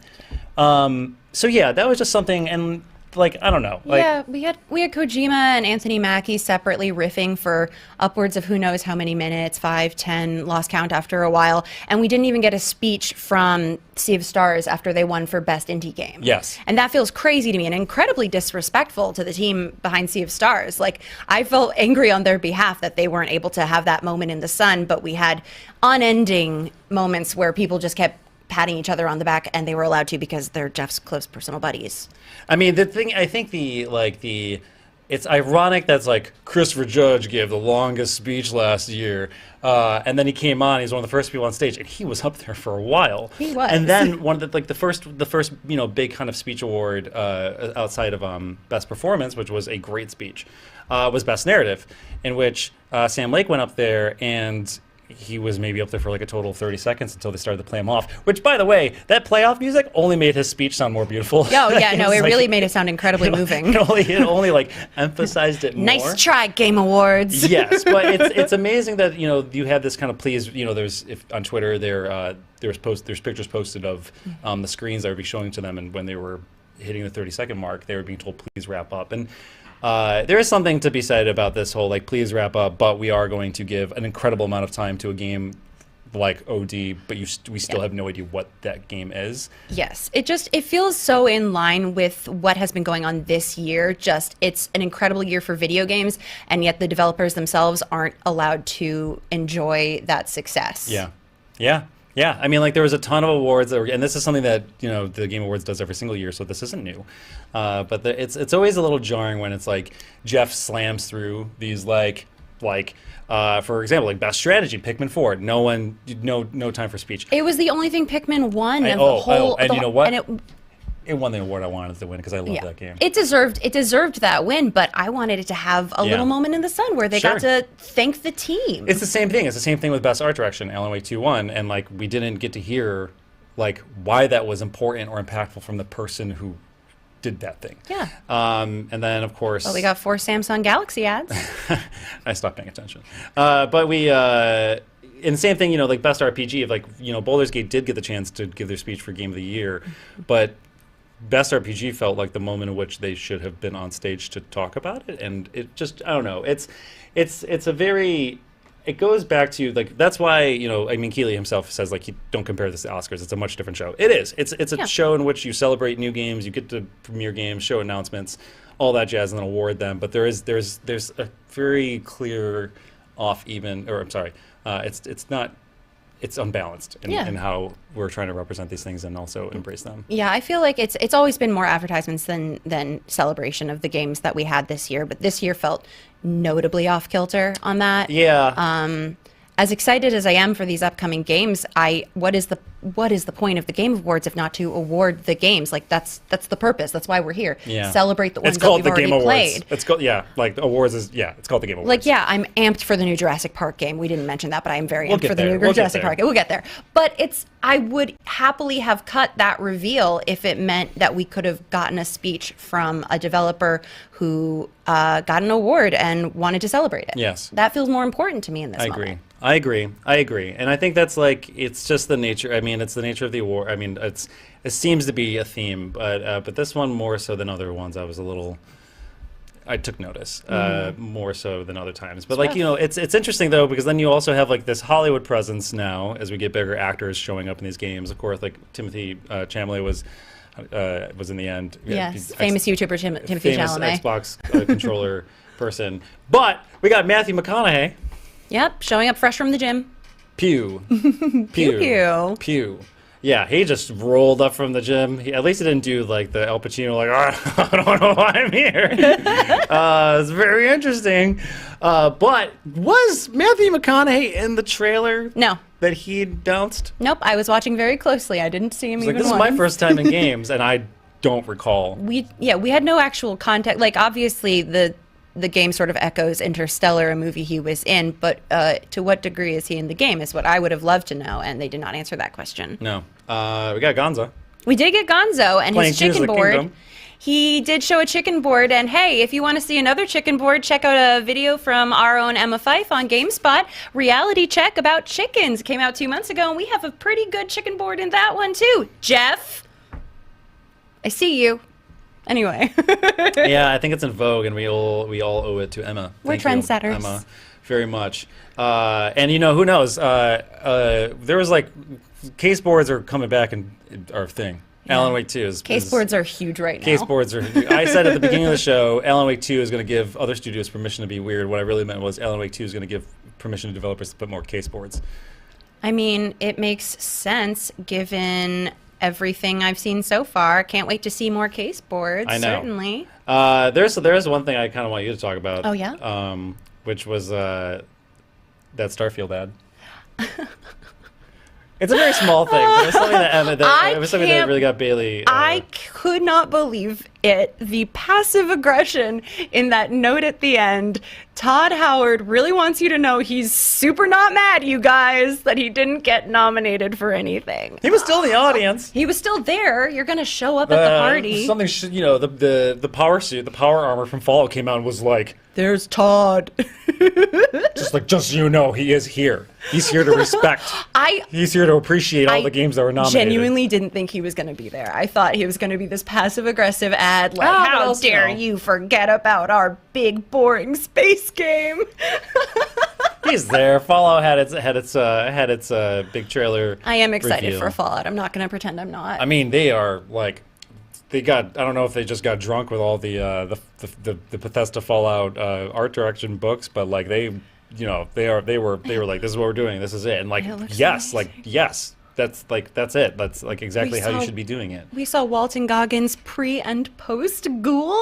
Hello. Yeah, see? It looks so good. And yet, everyone's like thirsting over that thing, but not Withers from Baldur's Gate 3. Listen, I never judged you for that. I need you to know. Well, I talked behind your back about it, but not to your face would I ever judge you about your Withers lust. I didn't say. That's my friendship. I would never judge you over your. You were all about like, they show the bears. They show the bears. This is Brandon. They show the bear. They show all the bear. Yeah, so they show all of the bear. And I wasn't saying it like I personally thought. I just thought, that's so nice that they've got something for everyone in this game, except for Kurt. That's okay. But overall, like, it's I think, like, generally speaking, like, I really did enjoy the show. Like, of course I had my tiffs, and it's something that I just think we have to comment on. Like, I feel due diligence to be able to say, like, that's something we noticed. Yeah, it just feels like with the trajectory, I feel like next year we're going to maybe get a Game of the Year speech, and no one else is going to give speeches. If that. But for what it's worth, it's like we did have really like interesting announcements. I would say for first off, what's the Skull and Bones? Oh yeah, allegedly it's coming out in February. Yeah, which by the way, everything's coming out in February. Yeah, I don't know if you noticed this. It's going to be a busy February. It was Skull and Bones. It was the Banishers, the Next Life is Strange, kind of like fantasy spooky game. Suicide Squad. Right. Sure. There was a like sort of Metrovania sort of 2D Tales of Kanzera Zao. That's coming. A lot of games are coming out in February. February is the new October. October. That's true. If Ubisoft could do me a favor and just one more time delay Skull and Bones, it would be funny and it would help us out a lot, bud. I mean, or at least like or at least like one of the other games should, like, I don't know, take a breath. Well, I don't know. Like Skull and Bones is. I mean, they're so good at delaying it; they might as well do it one more time. I mean, at this for point, old time's sake. I don't think anybody would blink an eye. No. All things considered. I am excited for stuff that they announced. That's like specifically one thing that they announced that's going to be out next week: the God of War roguelike. That's all you.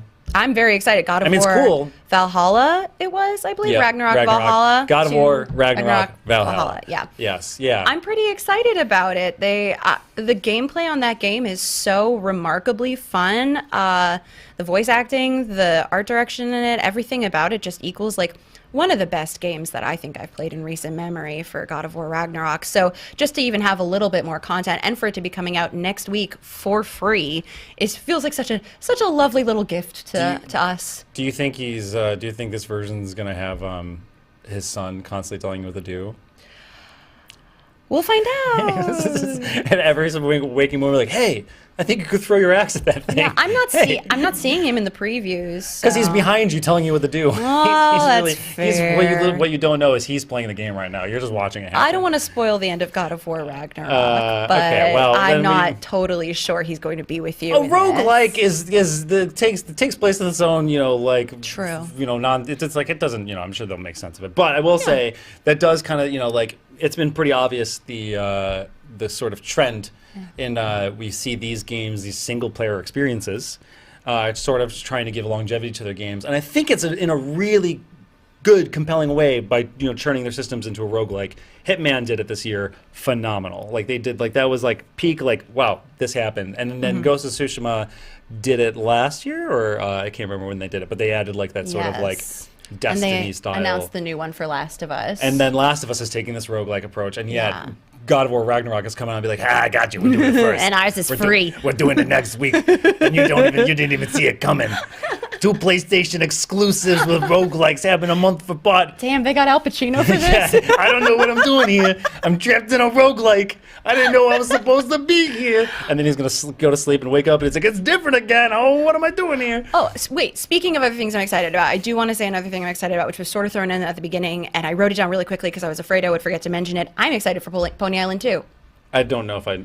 yeah. Sorry, that was like the first thing that was shown. Exactly. That's why I wrote it down, because I knew my little brain wouldn't be able to keep it in there. The full title, Pony Island 2, Panda Circus. Yes, Pony Island 2, Panda Circus, from the makers of Inscription, a game that I personally love. Fantastic. So I'm very excited. It looks very intriguing to me. Yes. And plus, it's, again, another game company that is doing something very original and special. Yeah, so and a sequel. I'm very excited to see more from that studio. Inscription was able to instill, it's like that game was able to instill that developer and like what they do and like subvert, like, I think the thing that looked cool about Pony Island 2 is that like Inscription did such a good job of subverting the player into basically involving them in multiple games without different styles of game without them realizing it. And that's like, it kind of looked like Pony Island 2 was like that, like to the nth degree. Yeah. So that's awesome.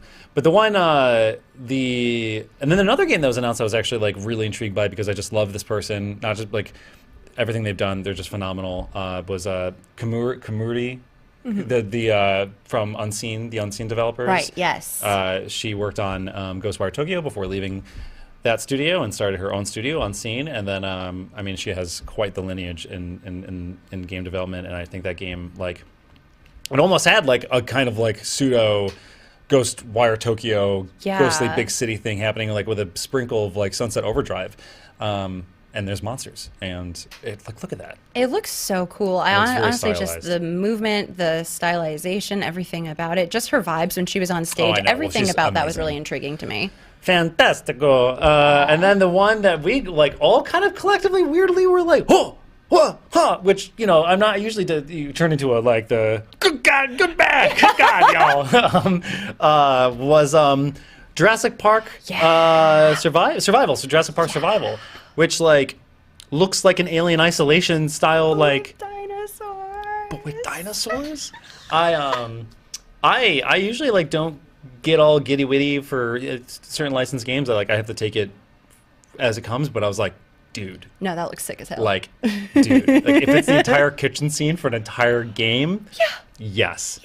Also, like raptors are so cool and terrifying, and they make the crazy sounds. Yes, and they're smart. And you're not going to get anybody in this game going like, "Hey, hold on, boys, I'm gonna whatever it was that Chris Pratt did," and he's like, "Stop."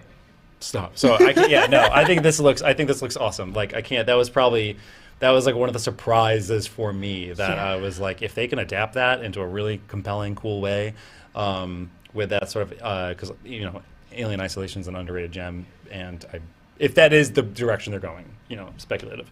And then I think the last big announcement I would like to talk about was Light No Fire. Yes, pretty massive. Pretty for massive. No Man's Sky to do a non-No Man's Sky. With a no in it. With a no in it. They do have a naming convention they enjoy. Yes. And good for them. You know, they like what they like. They sit down and they're like, all right, our next game, no. No. And then we work from there. Yeah, no. No. It's the opposite of always saying yes. Yeah. It's like telling you I can't do that. No. Yeah. It's not a yes and, it's a no but. Yeah, it's a no but. No buts. No buts. And I think what's interesting about this is like, it kind, you know, you have to take it for what it is because of their history with their reveal trailer for No Man's Sky. But I also was like, this is a studio that has 10 years to sort of like sit with that and remedy that and you know, like fix No Man's Sky in that way. It feels like they're a very different studio than they were when they when they entirely botched the release of No Man's Sky. Yeah, so it's fascinating to now see like a confident, formed, like, you know, version of that studio like coming at it with a new game. that gives like EverQuest vibes. Like I don't know. Like it looks fantastic. I love it. They're like, we did space, now let's do fantasy. Yeah, now let's just take everything we learned from doing an infinite space and just put it on a planet. I love that. A single world. That's fun to me. Space is done. We're all about big robots and fantasy now. Yeah, I mean, it's always in vogue. It's the two things people love: dragons and robots. So true. I know. Now let's get into some robot dragons. Let's get into robot Where's that dragons. at? Did we already do that? Feels a little horizon. I see it. It's in. Oh, I guess. Yeah, but not whatever. It's fine. Yeah, I mean that is it. That's where we're at. That's like I'm for the most part like this was just such a monumental year for like really remarkable games, really remarkable experiences, very high highs, very low lows. I think in some way, shape, or form, this year's Game Awards like did reflect that. And it's tough. So I hope that all of us as an industry go into next year with.